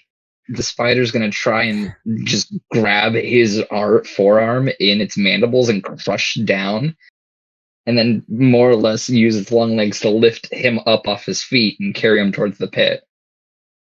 Ooh, that sounds painful. Okay. It's gonna be a fight. It's gonna be a fight against fight again, I believe, unless you're wanting to use brawn, Ziggy. Fight for a fight. I'm using fight. That's the better die. Fight against fight. I got an 8 + 1, 9. Okay. 4. Let's go. Yeah. You are by 5 too. You are thrashing. Yeah, you are thrashing in this huge monster's mouth, and you feel a crunch as its fangs sink deep into your rib cage, into your chest, and one into your stomach, and it begins to lift you up. And that's what's happening with you two. Pendle, you are standing as you could, because as you had just ran over, you witnessed this entire scene, a spider coming down, this whole fight between the spider and Ortiz. I'm rooting for the spider. Willow being grabbed, and then she's let go, and now she's being grabbed again, and Maya runs past you. Absolute chaos. But what's really in front of you is a frightened woman who is scooting backwards towards you because she doesn't know you're there. I'm just gonna try and get around or over, or I do not care about her. I'm going past her. I'm going to try and rush and just put everything into stabbing the old lady who has Willow. Okay. You run past Mrs. Or the vice principal along with Maya, and you catch up with Maya because Maya's pretty slow. And both of you are now on the other side of Willow as she begins to get dragged back to the plinth, but you're essentially right on top of her. Meanwhile, the Vice Principal Sanchez realizes that you have run past her. She finally gets up and she's going to make a run for it. She's going to try to go all the way around the pit and like get out of this place ASAP. Is she And running so past Caleb? she is not running past you. She is running towards you, and she notices you, and she also notices Mrs. Yoon now. She would have ran past you if Mrs. Yoon wasn't there, but because she is on the other side of you as you run away, she knows that Mrs. Yoon is a hard woman. So she can't look like a coward in front of her because Mrs. Yoon will just probably kill her as well for her Damn. cowardice. Yeah. Okay. So now, as she was about to she's about to leg it, and then she stops in fear, not of you, but of her. And that's what you see as you're running towards her. So she is going to try to stop you as well. So we were kind of at the top of the rung here with Caleb now being sandwiched between Vice Principal Sanchez and Mrs. Yoon. And now we are going to go back around the pit and come back to Juke, the very unconscious, maybe no longer in his body, Jimmy, and a Mr. Malcolm. I believe it is. Okay, so Juke, you have been able to get from under Mr. Malcolm. Now what are you doing? Well, first, like, was Jimmy like still breathing? Did you check all of that, or were you I mean, I just had trying to just get him up? just at a glance, like crouching down next to him. I think in like the moment of like, unless you were trying to like, unless you put like your ear to him or like checked his chest, unless you actually checked to see if he was alive. There's no like obvious signs of life then. I will say, I mean, have you ever seen someone not alive? Aside from Willow's aunt? Can you not? I didn't see that. Okay, too soon, Caleb. Too soon. What do you mean? It's the end of the season. Come on. Because I think here he he was unconscious, and he's very, very hurt. But I think with like the burn and the gash and the bleeding, like you would expect him to look like he's not doing very well. So you would really have to like check. Yeah, I mean, I think Juke would like assume he's dead unless he's like moving or making noise or something. So that's just asking if there was anything like obvious.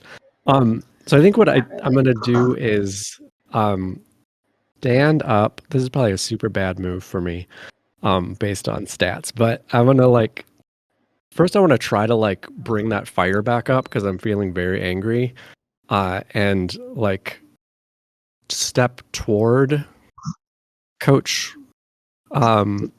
and say, I'm just going to try to like throw together all of the little bits of information that I've heard and picked up, not knowing what is relevant and what's not. But I'm going to say, are you blind? We're the ones who are truly blessed by the true Madonna.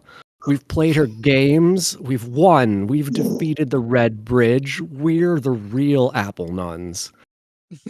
Wow. That's terrible. Awesome.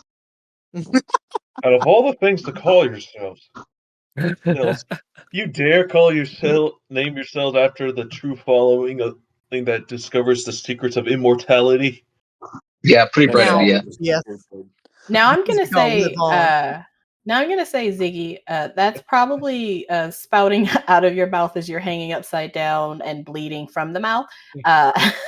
So it's an interesting look, and you would have to really project that across the pit. But Juke, you say all of this to Mr. Malcolm, and he kind of sees that your hands are starting to get bigger with fire, and he's gonna just kind of like put his hands up. He's gonna be like, whoa, what are you talking about? Madonna.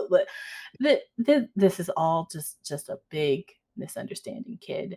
Look, Leave let's while get you still can. You threatening me? You're like 4.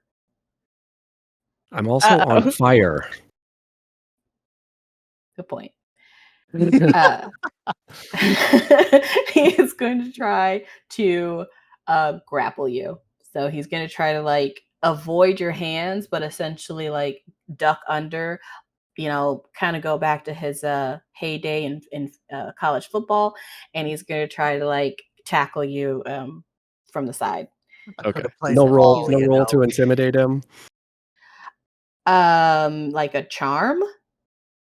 Yeah, that's what I'm saying. That's bad for me. Yeah, But I want to roll I don't know. it. I want to Hey, try it. If you want to see if so for this, what would be the outcome? I want him to give up and run away. Okay.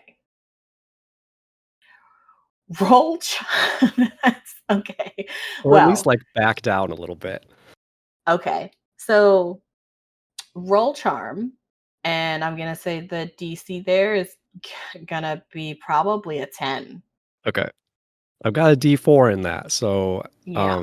I'm liking my odds. Mm-hmm. You never know. That's a 4. Rerolling. That's a 1. 5. Okay. Man, it's just a bunch of lucky Just 5s today. just 5 under. So yeah, he is going to essentially look at you and be like, "What?" And then he's going to try to tackle you. Okay. Fight? Is that what you're going to try to do? What are you using as a weapon? Fire hands? Okay. So how are you trying to, what are you doing with your hands as he comes and tries to tackle you? Are you trying to like do a projectile, or are you trying to like touch him with your hands? I think just touch him. Like he's coming at me, I'll just hold my hands out so he runs into them, basically. Okay. You need to beat an 18. Okay. No problem. I got a D8.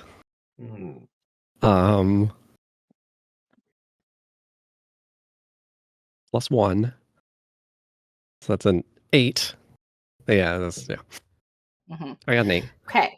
Okay. So yes, you put your hands up as he like comes for you to like grab him, and he's quick. He ducks under you. His right shoulder catches just like right below your rib cage and your stomach, and it kind of like you kind of like ugh as he pushes you back, and you go hard to the concrete ground. You hear you can literally feel your bones and like your back kind of like not snap in half, but like hit the concrete very hard, and that hurts quite a lot. And so you are taking a bit of a minor damage there. And so he has you pinned to the ground, and he is essentially going to just try to grab you from like your shirt and like rip you back up, and he's going to try to like walk you somewhere. So he's trying to control your movements. So that's where you are right now. Back over to Willow. Willow, you're being dragged away, and behind you is Maya and Pendle. Pendle and Maya, you guys are behind Willow now. What do you want to do? I want to try and like step past to get to the cultist and stab her. Where do you want to stab her? I guess that depends on whatever's the most available. Okay. I will say that you can kind of see from the map, you are going to have to get very close to the edge of the pit. So just keep that in mind so that you can go around Willow to get to this person. But you are able to do that. I will say the most exposed thing you can see right now is her hand because it's holding Willow's wrist. But you would have to just kind of like, she's wearing a big cloak, so you can't see her body. So you would have to just wing like where you wanted to try to stab. I want to if you wanted to hit her body. I just want to go full in on like whatever would be the center mass, basically. Okay, but behind her still? So you'd be like trying to hit her back? Back, kind of side of the rib cage, kind of. Okay. Okay. Yeah, go ahead and roll your fight. It's going to be against her flight as she feels you come up next to her, and she's going to be able, because you're coming from the side, she's going to be able to try to block you. So she's going to try to get away from you. I got an 8.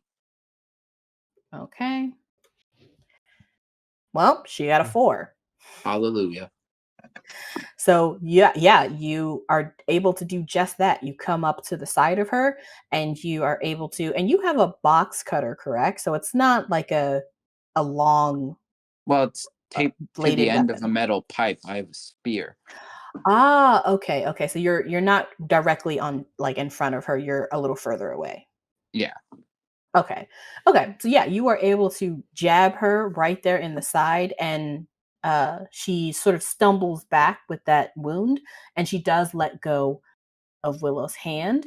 And because she is now kind of bleeding a little bit, she's going to hold that side and kind of look at both of you. She still does not lift up her hood, but you guys can now see a little bit more of like her lower face, as she kind of looks at you two. And at this point, realizing that she has the Willows in front of her, Pendle's in front of her, Maya is right behind you guys, Mr. Ortiz is being eaten by a spider, and Miss Sanchez is on the other side uh, of the pit where she can't get to. She's going to start to look around for a place to run to. So you guys can kind of see that's going to be her next move, is she's going to just try to make a break for it, realizing that she's probably outnumbered. And so she's probably going to run towards Juke in her moment. I'm going to say that Maya finally gets up to Willow, and Maya is going to come up behind you when she lets you go, and she's going to just basically just steady behind you. She's not going to like hold you, but she's just going to just try to keep you up because you are still very weak. And she's also going to talk to you a little bit. She's going to be like, "Well, hello, Willow. I think this is our first time like officially meeting, but I'm also friends with Jimmy. You're friends with Jimmy. I'm friends with Jimmy. So, we now officially know each other." Yeah, I think I saw you at the tree. I am Yeah. in pain. Yes, I can see that. And she kind of holds out the book, and she's like, "I need to like do like a cleansing ritual. Do you mind if I just like really quickly, kind of it'll Yeah. also make you feel better." Okay, great. Okay, I just need to jump into the pit real quick. What now? And we will leave you to. I like that there's that conversation while Pendle is holding a bloody spear, like I Yeah. would do like a bitch. I like mean, Kendall. He's a real engaging character. yeah, we have all sorts here in the pit room. It's an eclectic bunch. So we will leave that interesting interaction, and we will go over to Caleb. Caleb, as you see that Mrs. Our vice principal Sanchez has stopped, and she is barring your way forward. And Mrs. Yoon has recovered from that hit, and she is coming up behind you. You're seriously gonna try this, huh? Yeah, okay. Okay, fine. I knocked 2 of your own into the pit. I ran past another who was bleeding out. I have a crowbar, and I'm gonna get to her. Try it, and you're going in as well. And he's just ready to fight. This is the same energy he had as he first jumped into this area. Okay. I think you are kind of to coin a better phrase, kind of raging right now. So Oh, we this will is keep Pikes, not 5e yet. I'll build right, the not yet. barbarian in 5e. So we will keep that in mind as people come to you. But Mrs. Yoon is going to come up towards you, and she is no longer trying to like grapple you, seeing how you have stated you're ready to fight. She's also ready to fight, and she pulls out a staff that is made of metal, and she kind of clicks it into place. And it becomes a little bit longer, and so she's going to attack you with that. And at the same time, Vice Principal Sanchez getting a little bit of gumption from seeing that Mrs. Yoon is still going, she is going to try to also come at you. She does not have a weapon. She is just going to try to grab you. So it's going to be Sanchez's brawn and Mrs. Yoon's fight. All right. Caleb's still wielding the crowbar, and I think I want to put auto fight into this as well. Okay. Let's do. Unfortunately, she's not very good at fighting. Aw, that's too bad. She got a so Vice Principal Sanchez is having a bad day, but Mrs. Yoon, she's been around the block. She knows what she's doing. All right, let's see what she got. She got a 10. Okay. So what's my DC then? So it's going to be a 10 to fight off Mrs. Yoon, so that like she doesn't connect with you, so you can like fight her off. You can probably shimmy off of Vice Principal Sanchez. She's not really a threat. She's kind of just behind you, being like, I'm gonna get you. But she's not actually touching you or coming close. Does the DC change at all for auto fight, or is it still going to be a 10? Let me see. Is it are we lowering your DC? Is that what yours is? We could either do like lower DC or like a +3 or something to the roll. We never. Auto fight. Yeah.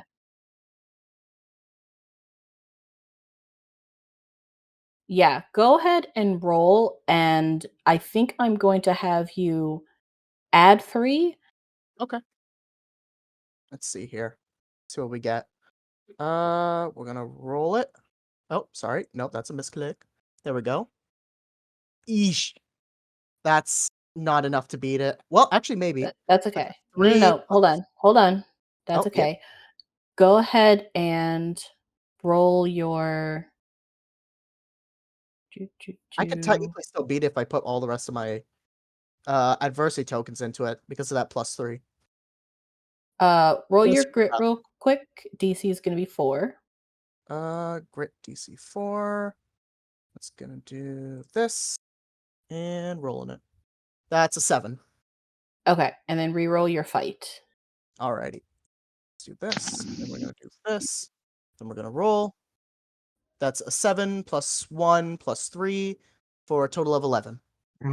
Okay. So you are able to stop her, not by much, but she is going to come down with her weapon, and you can like block her weapon. So you all hear like a loud ching as 2 pieces of metal hit one another as Caleb and Mrs. Yoon are locked in combat. And so we will come back to you guys. Mr. Ortiz and Jimmy, how are we doing? Jimmy, you are lifting up Mr. Ortiz as he is sort of still like spouting rhetoric, but also bleeding all over as you have punctured him, and you're trying to get him to the pit. Yes. Okay, so Mr. Ortiz, you are badly wounded. What are you doing in this moment?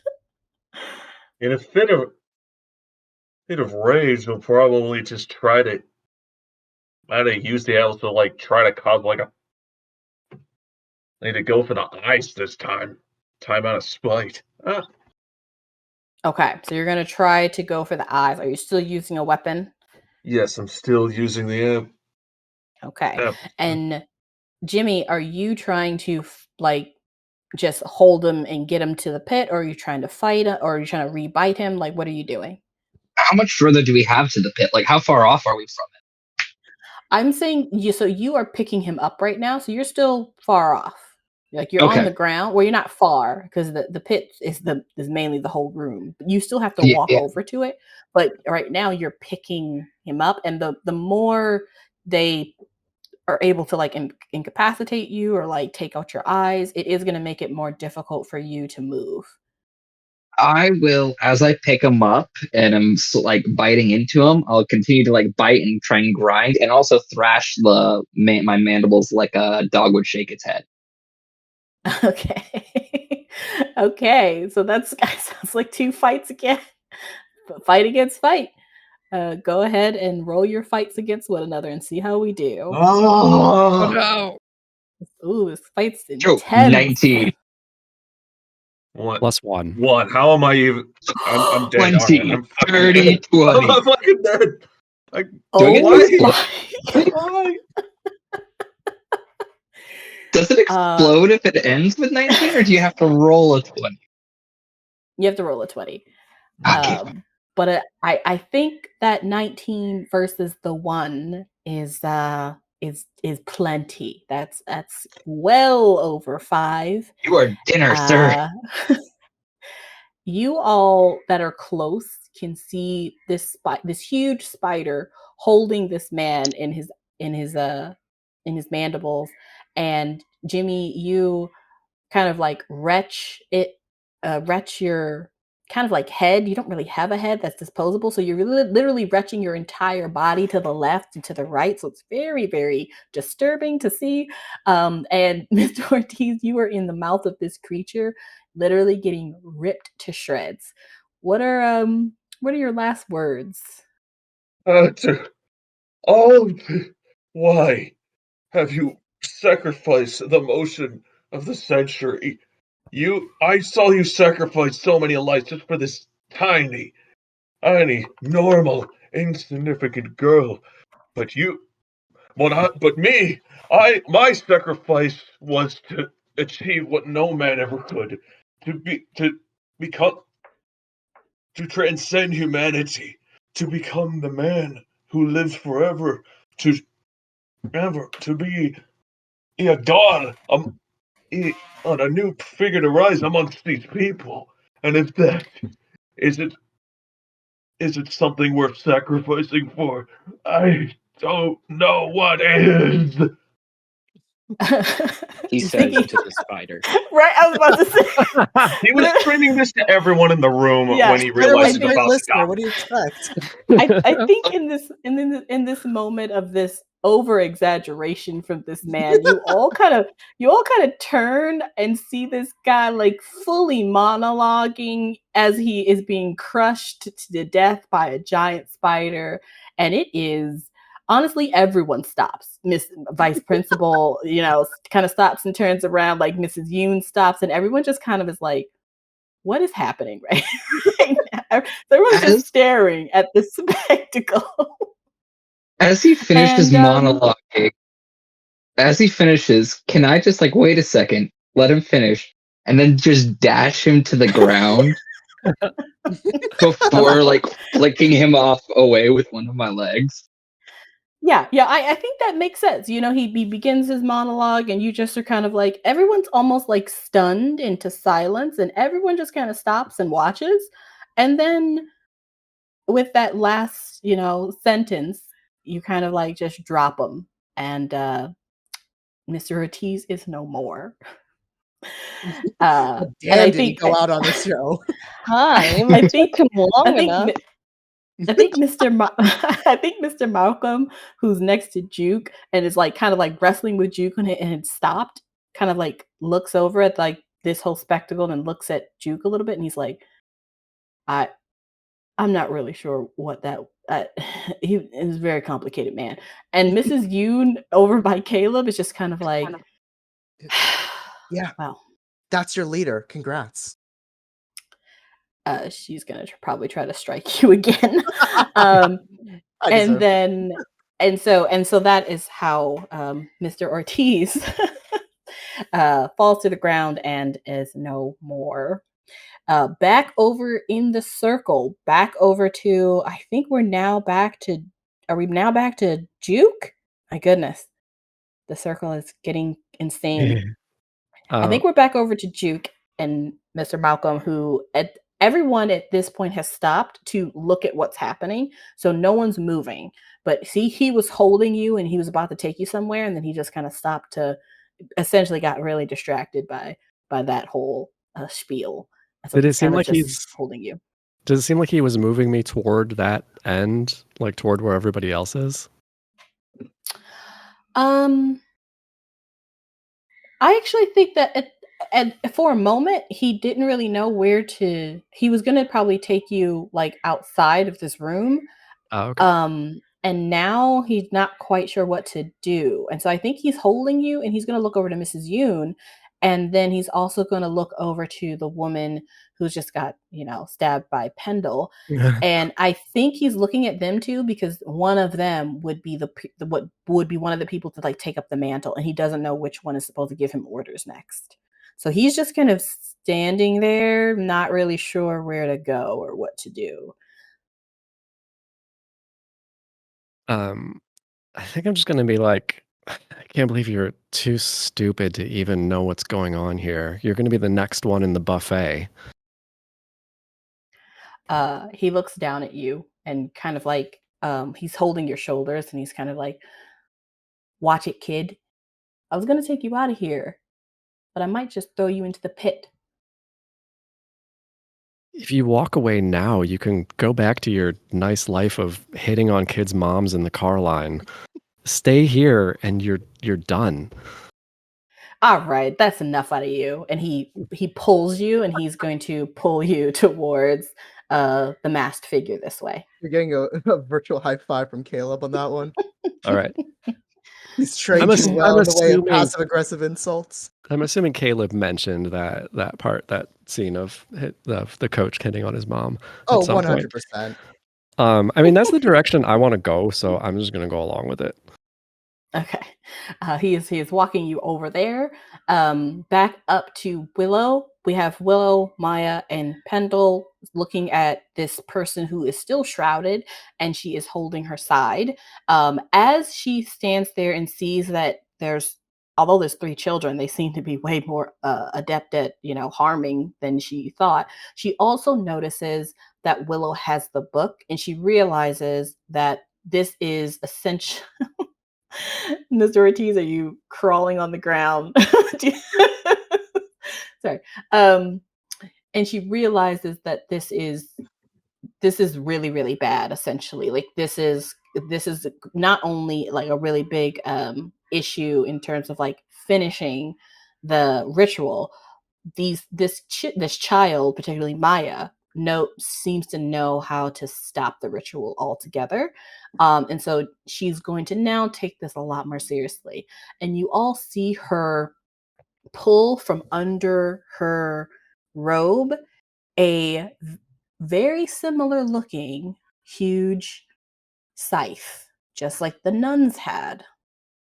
And she is going to try to just kind of shortcut the ritual, and she's going to go straight for Willow. Oh, fuck. Can I check the apple ladder and just jump back into the pit? Just like check my. You can all react. So Maya's right behind you. You are right in front of her, but Pendle is right next to you, next to the pit. So as she comes, so this is a ranged weapon. So she is just going to try to slice you in half, essentially, with this huge scythe. And so it's just going to be her fight against whoever wants to do something in this moment against her fight. I want And to check let's the see what apple I had happens. at her head. Can Caleb even Okay. do anything? Caleb, you can still try to make your way there, but you are kind of in combat. Like you can try to keep running, but they're going to continue to like pursue. Like Mrs. Yoon is going to continue to pursue you. I'm just gonna try and charge her with the spear and just try and stab and push her over at the same time. Okay, Jimmy, I'm getting a lot of background noise from. Oh, sorry. You still getting background? It's gone. Okay, good. Okay. So, what did you say you wanted to do, Betsy? I'm just gonna charge her with the spear and try and stab her and just shove her and get in the way. Okay, so that's going to be fight for you. Nobody roll until I let you know when to roll, but that's going to be your fight. Maya, I think Maya is very brainy. She's very booky. I think she is just going to try to protect Willow the best she knows how. She's just going to try to grab Willow and switch Willow for her. So she's going to try to like put her arm around you and move you behind her so that her back is to this woman. So she's going to do a brawn, but she's going to try to just grab you. Willow, what are you doing? Okay, well, Willow doesn't want that, so she's gonna try and do the same with her. I guess, while also Okay. throwing the apple at the lady.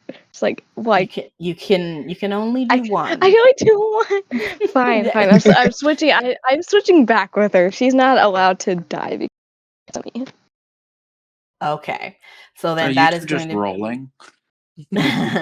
so that is going to also be your that's actually going to be your brawn because she's trying to grab you. Both of your brawns are not very good, but you guys are trying to save one another in this kind of grapple fest while Pendle is trying to actually like stab her and while she's trying to slash it at you. Now, Well, now Pendle, I'm are tempted to you just change it. now Pendle, are you staying out of her swing while you hit her? No, I'm basically just tackling her, but with the spear in front of me, so she'll also get Ah, stabbed.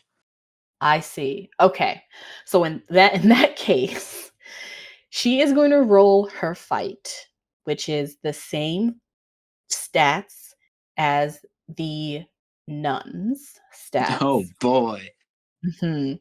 And she is going to try to hit Willow. However, she does not care what gets in her way. So Maya is trying to get in front of Willow. Pendle is charging this person. And so if you hit her, you're not directly in front of her. If you don't hit her, you are directly in front of her. So if she succeeds against what you guys are rolling, you will be hit by this scythe. All right. So All somebody right. will. Close are we to the pit? I actually wanted to ask that too. You guys are very close. You guys are pit. Let me jump in the pit. No. You guys are pretty much on the precipice of the pit. Will was grounded in the pit. Except for her. She kind of moved away from it. So you guys Can are I very just like close. grab me and fall back into the pit with it? Stop. Oh, you want to grab? Oh, okay. That's Like she's trying to different. stand in front of me, and I got and I like if I just fall back with her, I can hopefully save her as well. We're all gonna die because Willow wants All to right. go skydiving. Okay. Hey, So she has a mission, all right. let's do this here first of all, and we'll put the spider back like over here or something. Okay, so this is what's happening because Willow has made it. So Maya grabs you, and she is going to try to push you behind her and like get in front of you. At the exact same time, Pendle charges past you to basically try to stab this person again, but also like push them over. So he's ramming her, but with a weapon in front of him. And she is making a huge wide swing with this huge scythe. And then Willow, as Maya grabs you and shifts you, you want to grab her and fall into the pit. It's the best way that I could think of saving her. Either that or just chucking the apple, but Maya's my way now. So I mean, it sounds like a plan to me. Who Sounds am like you're I trying to to murder my cousin. Who I'm am I to saving stop her. I'm saving her. such great I'm sure. planning? So No. I like how I we am push going. everyone else into the pit You were to too kill slow, them, Caleb. but pulling Maya in is saving her. So That's this is what what's I'm going to happen. saying. So this It's is what's fine. going to It's happen. fine. As Malcolm moves Juke closer, you guys are so close right now. As Caleb, you are trying to make a run, and I'm going to say Miss Vice Principal Sanchez just steps aside. She's like, "Look, I don't want to get involved with this." Caleb But and you Miss are being Vice Principal Sanchez is like, you're out of your league. You might want to go get some tea and crumpets. Go ahead. and you are being pursued though very hotly by Mrs. Yoon, but everyone is converging to this one spot. And of course, Jimmy, you have finished whatever you were doing with Mr. Ortiz, probably just kicking him to the side there, and you can also start moving over there. So everyone's converging to this one spot as this all happens in a matter of seconds. So I'm gonna roll her fight. as a 12. Oh, Pendle, you need to roll your fight and beat a 12. come on, Pendle with the D12. Oh boy. 2. That's not going to do it. Maya is going to roll. I would have put you in 2, but you were too far away. Maya I don't is gonna, want to go to the pit. Stop! Why do you want to go to the pit? Maya's You'll gonna figure out roll why. brawn. The whole Maya's point gonna- of ruining the ritual was to make sure Willow doesn't have to die, and now she wants to go in the pit of death. I have my reasons. Leave me be on me and you're dead.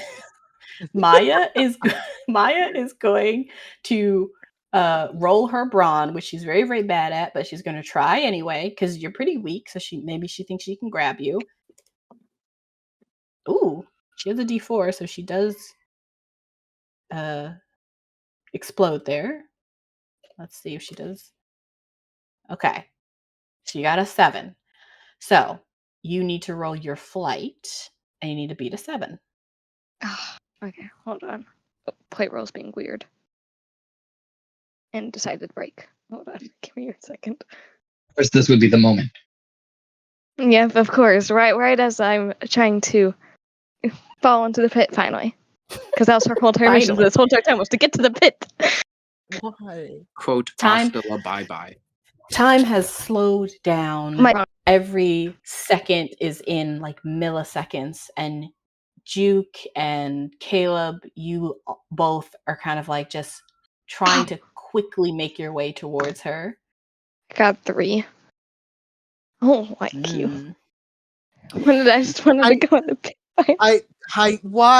Why do you want to go in the pit? You are jumping in the pit. Why do you want to go in the pit? I love Dash Con.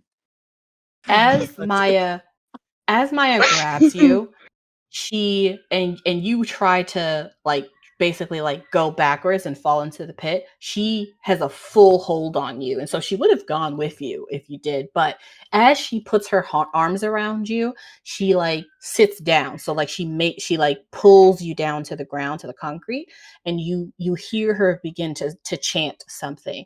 She is saying something over and over and over again, and she's holding you, and the sigil that has been above you this whole time begins to shrink slowly. Now, this is what's happening here with you two.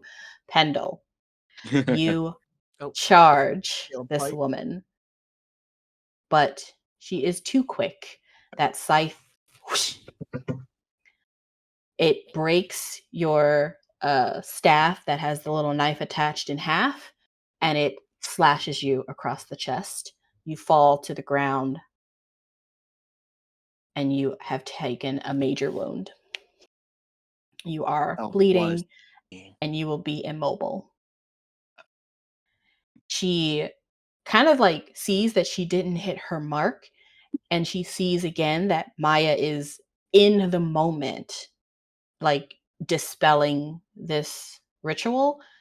Therefore, she brings her scythe back up, and she's going to try to go for another one. But before she can, Caleb, Jimmy the Spider, and Juke, who have all at this point made it, but Juke, you're still kind of being held by this, this guy, and he's a little, let's say, ditzy. So he kind of shows up, sees this, but he's also like, "Hey, boss, what do I need to do here? Do I need to take?"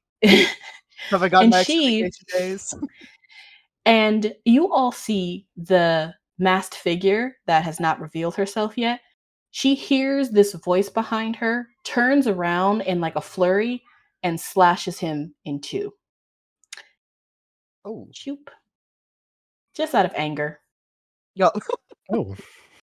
And he falls to the ground in 2 pieces. And then she turns back around to deal with Willow. But she was distracted there for a couple of moments. So, Juke, you are now there. I'm going to say, Caleb, you are now here with Mrs. Yoon hot on your tail. And Jimmy, you are now all here. Let's go. What are we doing? What are we all doing? Who seems like the bigger... Go ahead. Oh, sorry. Go ahead, Jimmy. No, it's okay. Go ahead. Oh, Caleb's just gonna finish the fight with Miss Yoon. You got a plan, Spider-Man? Came out very. Who seems like the bigger threat, the mystery lady or Miss Yoon? According to your spider eyes. Just from what I see all realities.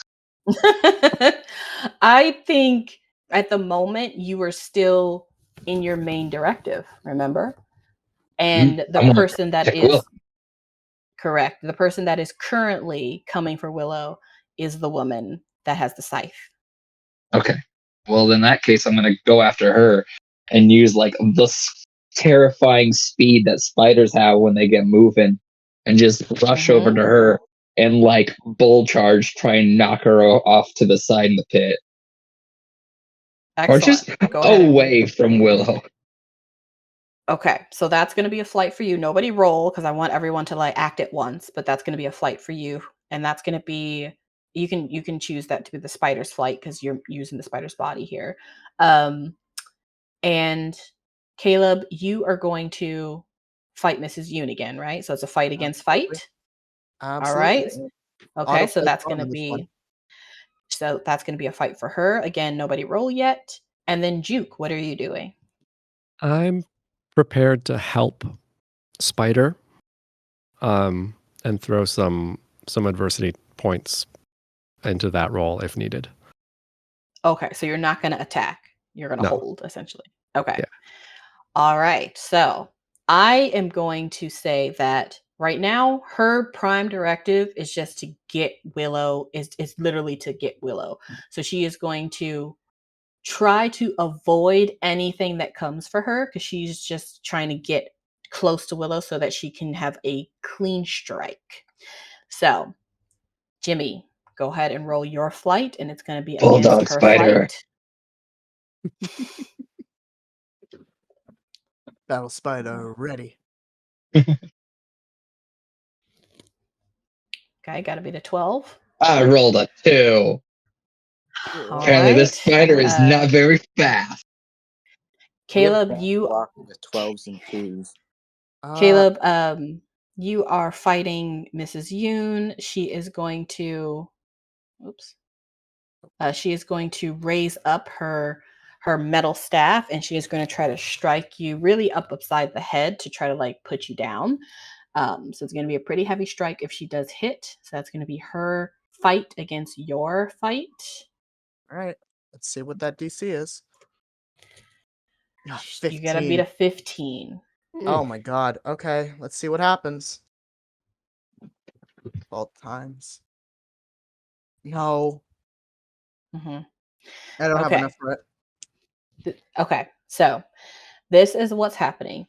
Jimmy, you are rushing across like the side of the wall, like scampering like a huge spider on the wall, and you are moving fast, but she is much faster and already much closer to Willow. She dodges you as you try to get to her, and she is already right on top of Willow, but Willow right now is being fully held by Maya, so Maya's body is over Willow's body, so if she strikes, she will hit both of them.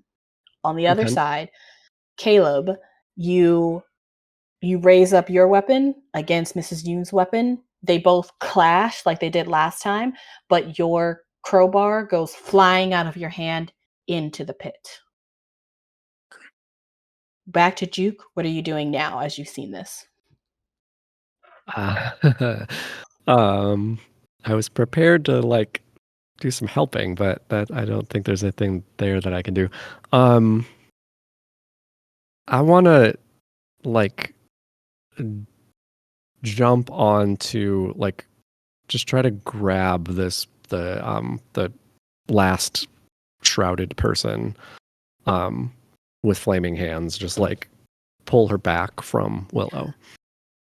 Okay. I will also say for Willow, remember Willow that you have an ability that you can choose one person to do that to. It does not have to be a positive thing. So what I'll ask you to do if you decide to do that, if you're trying to cause harm, I will have that person make a grit check. Can't freaking move because of me over here, so might as well do Well, you some. don't have to move. Yeah. Yep, so might as well do some psychic damage to the shrouded person. Okay. So, Juke, you are rolling fight. Mm-hmm.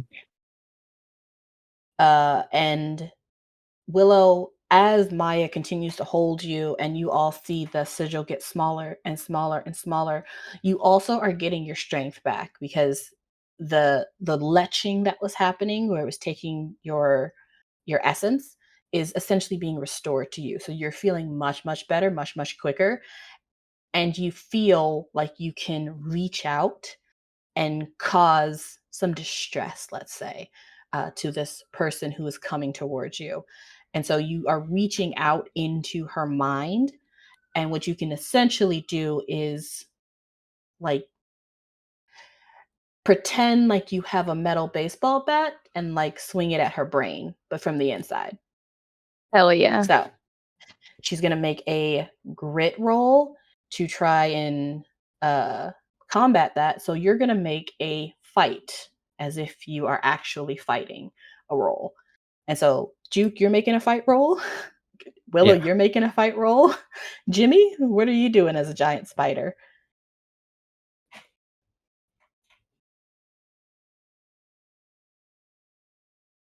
Jimmy. Did he walk away? Oh. You're right there. All right. What was the question? Sorry. What role are you making? Like, what are you doing? Let's see. So I'm up on the wall there. Can I try and like create difficult terrain with the webs between Mrs. Yoon and Willow? Or actually, I want to try lassoing Willow and pulling her up on the wall. Okay. So then, well, if you did that, you would be pulling both her and Maya because Maya is holding her. Yeah, I'd still try to do that. Okay. Just pull them away from danger.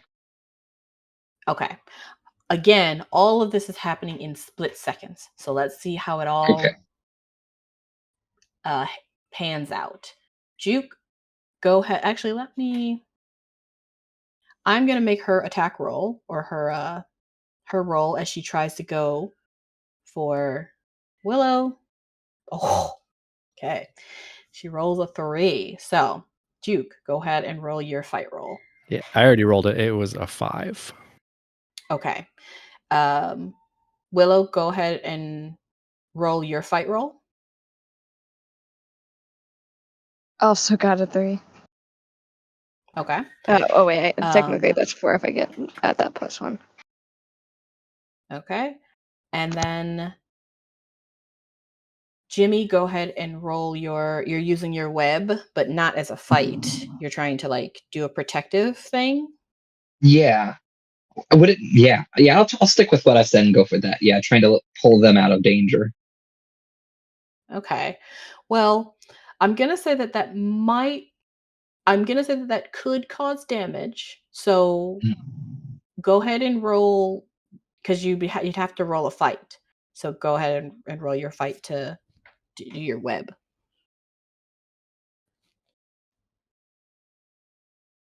16. Is that plus the 1? Yes. Okay. Well, then that's 17. Because you're a teenage spider.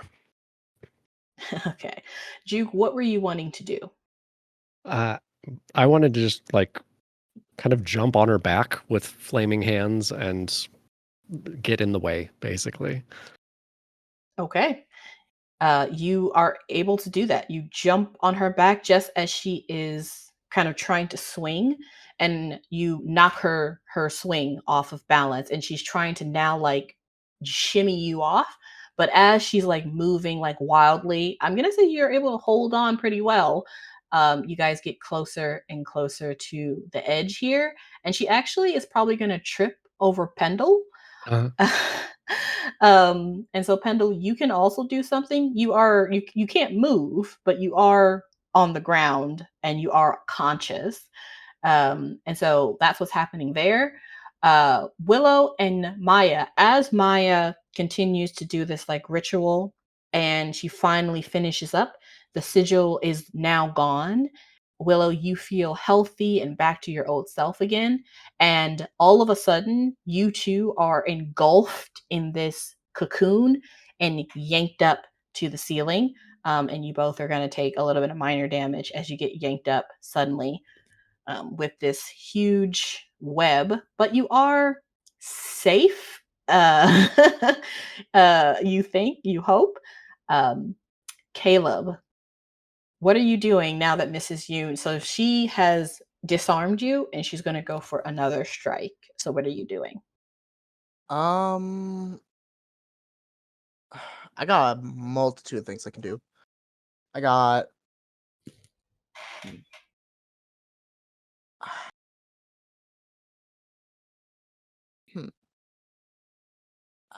I think he'll. Okay, what do I have in my bag? Caleb's all about the stuff in his bag. I'm sure I have blue raspberry candies and snacks. Her ultimate weakness. Perfect. Bag with pockets both on the other side. Okay. Caleb within his bag has and I wrote it down like this, flashlight with unknown amount of charge left. Could he try to bunt her in the chin by grabbing the flashlight from his bag? You're gonna have to be quicker than her, yes. So first it's going to be because she's right on top of you, so you'd have to get it out and then fight. So there's Block her in the nose. Yeah. You know what? We don't need splendid trees, whatever the word is. We don't need fancy words. I'm gonna punch her in the face. Okay. You can punch her. I'm assuming with your strength, with your extra strength. However, if she sees that you are trying to melee her, instead of her trying to like hit you with her weapon, she's going to try to grab you. So she's going to try to be quicker than you. So it's going to be your brawn, but with your strength. Okay. So brawn and auto fight? Yes. Interesting. And then so that should be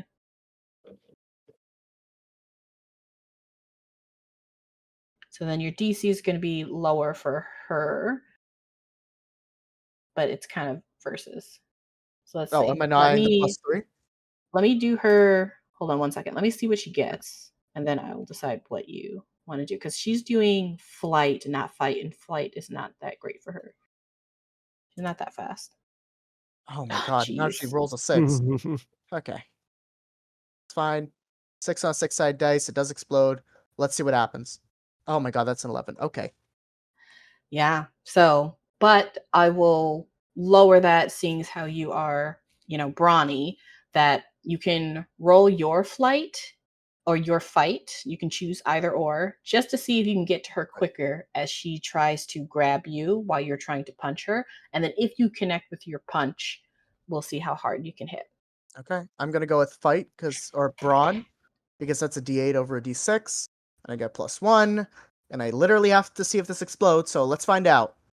That's a 3. +1, 4. Technically, you know what did she roll? She rolled a 9. I'm 1 below with my adversity tokens. Yes, that is over 5. So Willow and Maya, you two are kind of stuck up in the ceiling. And you can kind of look down and see what's happening around you. Willow and Maya, they both see Jimmy on the other side of the pit, completely motionless and bleeding. You see Pendle; he is still conscious, but slowly fading as well. You see that Juke is literally hand to hand fighting, kind of on the back of this cloaked figure who is like kind of wildly swinging her scythe to get him off. And you also see Caleb also in hand-to-hand combat with Mrs. Yoon, who grabs Caleb by the shoulder and rips you to the side and over into the pit. You fall. Oh shit. Is there nothing Caleb can do? You can try to grab the side as you fall, if you'd like. It's my only chance. Yeah, let's do it. Yeah. Okay. That's gonna be your strength. So We're on? unless you want to try to do something clever. I don't think you have 50 feet of hempen rope, unfortunately. He's gonna try And to the grab her by spider? the collar. No, he's gonna try to grab her by the collar and pull her down with him. The spider does have rope, so Jimmy, as you see this, you can do something. As you see Caleb fall over. Now, she is in contact with you, so you can, seeing that she's going to pull you over, you can grab her and just have her fall with you. So she's obviously going to try to push away from you. So it's going to be her brawn. She's not that strong. And it's going to be, let's make it your flight because you're trying to quickly grab her. Alrighty. And it's going to be versus. So let's see. See what she gets. She got a 3. Okay, I'm gonna roll mine. That is, you know what? I'm pumping adversity tokens into this. I'm gonna grab her. Okay. I'll put 1 into this, so that's matching it out. Unless I should put more in to get a better result, because I could. That's up to you. Screw it. I'm not gonna get much of a better chance. I'm gonna put all 6 adversity tokens into this to turn that into an 8 to beat her by 5. Okay. As she like grabs you with one of her hands and kind of like pushes you over the side, you were able to grab her just from like one of her, the side of her arm. And she kind of retches as she falls in to the pit with you, but she is able to grab on to the side while you were hanging off of her. Okay. But she's only grabbing with like one hand. And I'll say you're able to like crawl up her so that you can get to the side. And she's cursing obscenities at you and she's trying to like shake you off of her but she can't keep her footing because she's just trying to hold on with her one hand. But you're able to like basically crawl up her back up to the side and the edge. Nice. Yeah, essentially. And you are now at the edge on top as she dangles below.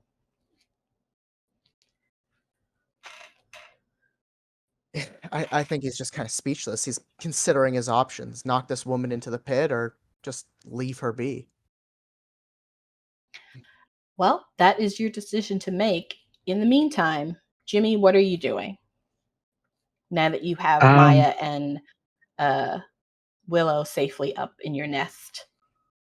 I will, now that they're safe, I will leap down towards the robed figure who Juke is fighting. Oh, give me a sec.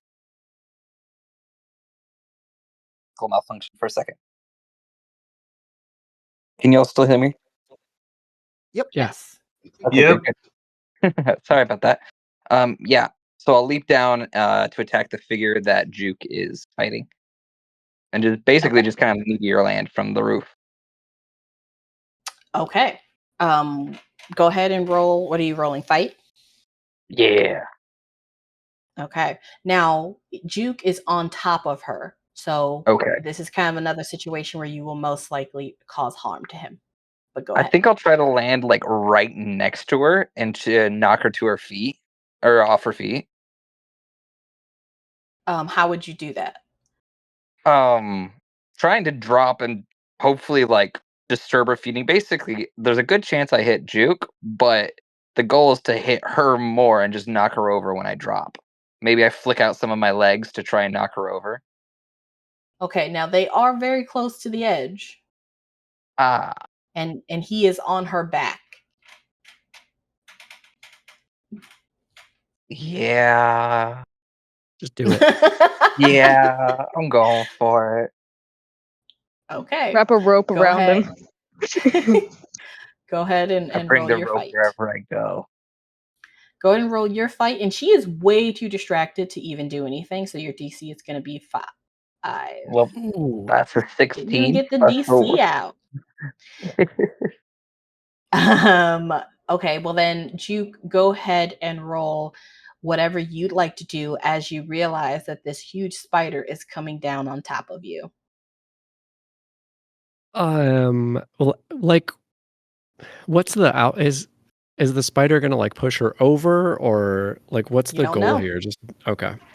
Yeah, you won't know. It's simply jumping down from the top of the ceiling towards both of you because you're on her back. I guess I'll just try to jump out of the way.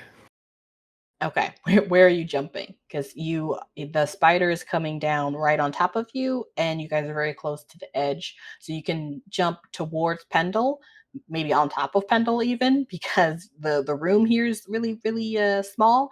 You can jump you can jump off of her, but she may try to take that opportunity because she doesn't know that the spider's coming down because you've been on top of her. So she might take that opportunity as soon as you're off of her to try to strike you. So what do you want to do to try to You know what? navigate I'm gonna this? do nothing. I'm just gonna take it. Okay. I'm gonna just give the spider as good a chance as possible of taking her down. All right. Jimmy, what happens as the spider comes down on top of this woman who doesn't even know you're there, and Juke, who you can kind of tell he is holding her so that she is distracted so that you can do whatever you're doing. I'm going to, as I come down, like the 2 forelimbs come up, and as I hit, slam them down and basically try to like curb stomp her head down into the ground. Mm-hmm, mm-hmm. Yeah, Okay. and just bring her slamming straight down. Yeah, you are absolutely able to do that, and you knock her down to the ground, and you literally begin to kind of like trample her with your front legs.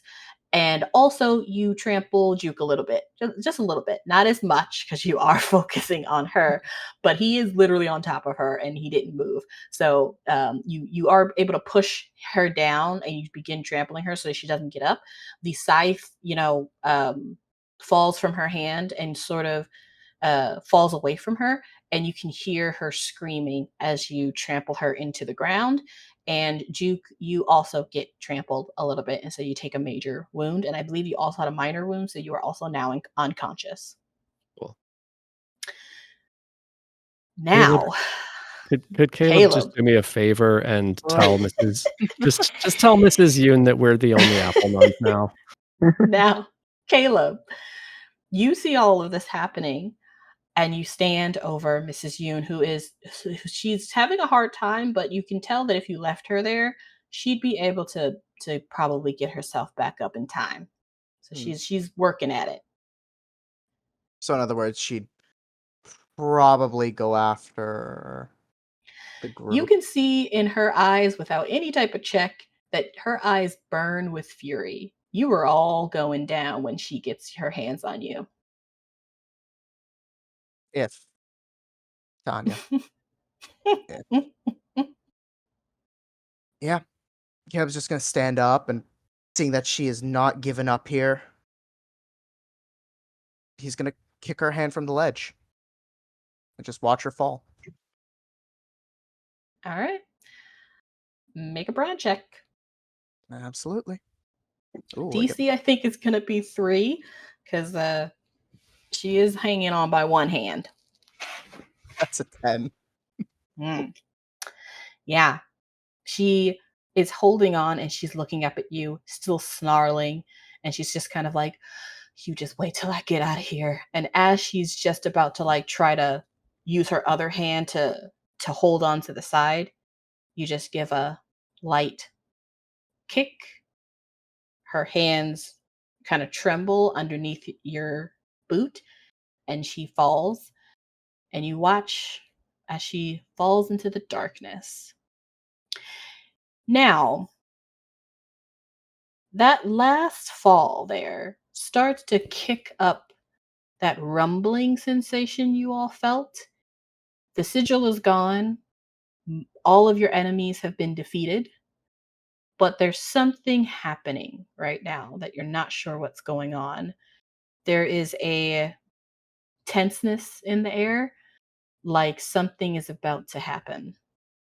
And that rumbling starts to get louder, and the ground begins to shake, and the pit begins to get bigger. What are we all doing? Willow's trying to get out the dang spider web. Caleb's gonna just Bleeding.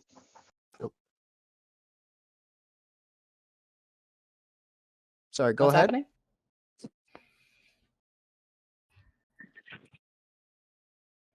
Let's start with Juke and Pendle, since they are unconscious, and Jimmy's body.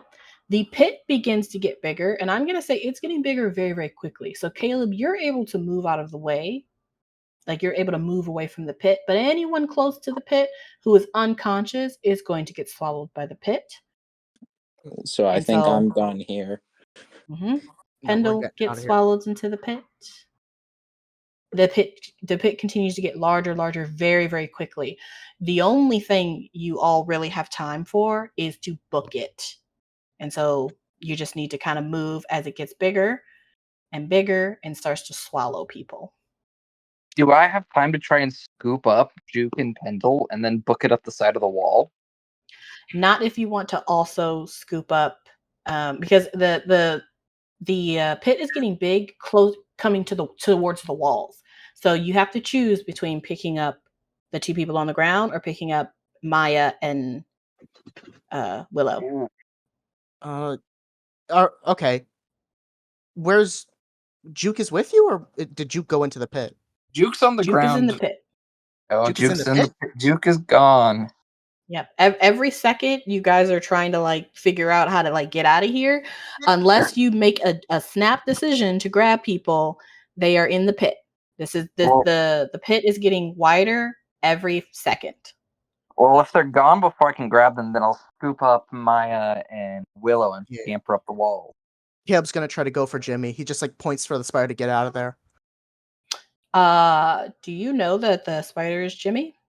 No, but he does see that the spider hasn't eaten them yet. So at the very least, that's something. Okay, so you think the spider is trying to protect them, and so you're going to be fine with it. Yeah. He saw that the spider was with Jimmy to begin with and was given the directive to protect Willow. So at the very least, he knows that Willow is getting out of there.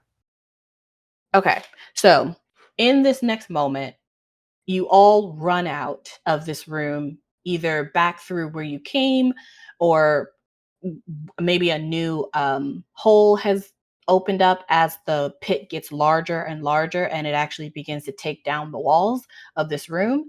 But you begin to actually like get out of this space.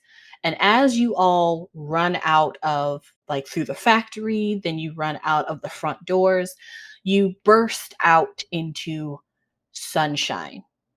Maya, Willow, Caleb, and this giant spider.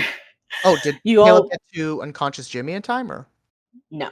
They've all fallen into the pit, and the pit has taken out the entire room. And then within seconds, it took out. It's literally like following you like a huge sinkhole as you're running out. It is. If you stop for a moment, it is going to also eat you. Jimmy. Can Willow try and break free?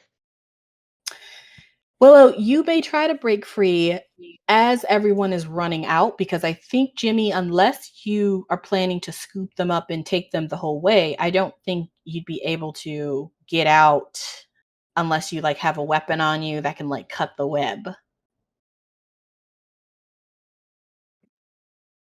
I mean, Oh no, this is Willow. Sorry. Yeah. I wasn't And sure. then also Willow. Like the one person you did have that link with is gone, so you can make a new link. So if you want to try to talk to this spider that's Yeah, she plans on trying to talk to the spider. okay, you're trying to convince this spider to let you go. She's like, To like I need take you out of the to thing? go. I need to get out. I know how to fix this. She's trying to Okay. convince it. Make a charm roll. And Jimmy, what would how would you respond to this? I think a little surprised that Willow's talking to him. Mhm. And a little confused. He's not entirely. It's a bad situation, and Willow hasn't always been honest to him, especially recently. So he's not sure. Okay, then make a grit roll. This is going to be grit versus what did I just ask you to roll? Willow? Charm. Charm. Grit versus charm. I got a 5. I think I might use my last adversity token to make that, just in case. I got a 9. No! God damn! Let me go in the goddamn pit. All right. No, I'm not letting you. He does not believe you, or perhaps he doesn't understand what you're trying to say. But what happens is you all burst out into the sunshine. It is a bright, beautiful day in Shady Creek, 1996. You have left this horrible place behind, and whatever happened in that time and in that place behind you, when you turn around to look at the school that was a warehouse that you guys were trapped in, and you had a huge spider and there was a whole fight, you now see the school as it was when you last left it. And it is as if nothing has changed. Except for there's a huge spider there. That's obviously gonna be very confusing for a lot of people. And it's also like, still early in the morning. So as you guys are standing there on the lawn, you all hear the bell ring, indicating that the assembly is over. Still the first day of class. The assembly has concluded, and you don't know what awaits you when the students pour back out of the assembly and go to classes. Whatever happened with the apples they ate? Did anyone realize that Mrs. Yoon kind of disappeared, and so did a couple of other people? There are a lot of mysteries. There's still a lot of mysteries to be found, and of course you'll have to either hide or explain the giant spider. But for now, you all stand there sort of in shock, sort of in confusion about what even happened here over the summer, what happened to your friends. And that is where we are ending this session and this season of the Red Bridge. No! I wanted to try one more thing. We're bizarre. Why couldn't you just let me go in the goddamn pit? Why? Well, since the season is over, just tell us why did you think the group had anything to gain of letting you fall to your death? Willow, your group is rabbits. Aunt told her to go in the pit, but you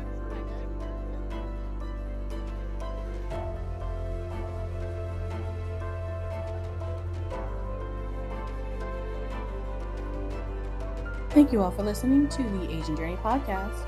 We hope you are enjoying the campaign. Don't forget, you can listen to our podcast on our podcast website, Apple Podcasts, iHeartRadio, Spotify, Amazon Music, and YouTube. Lists will be in the description below. Don't forget to follow and subscribe. You can support the podcast on Patreon or join our Discord. Enjoy the journey.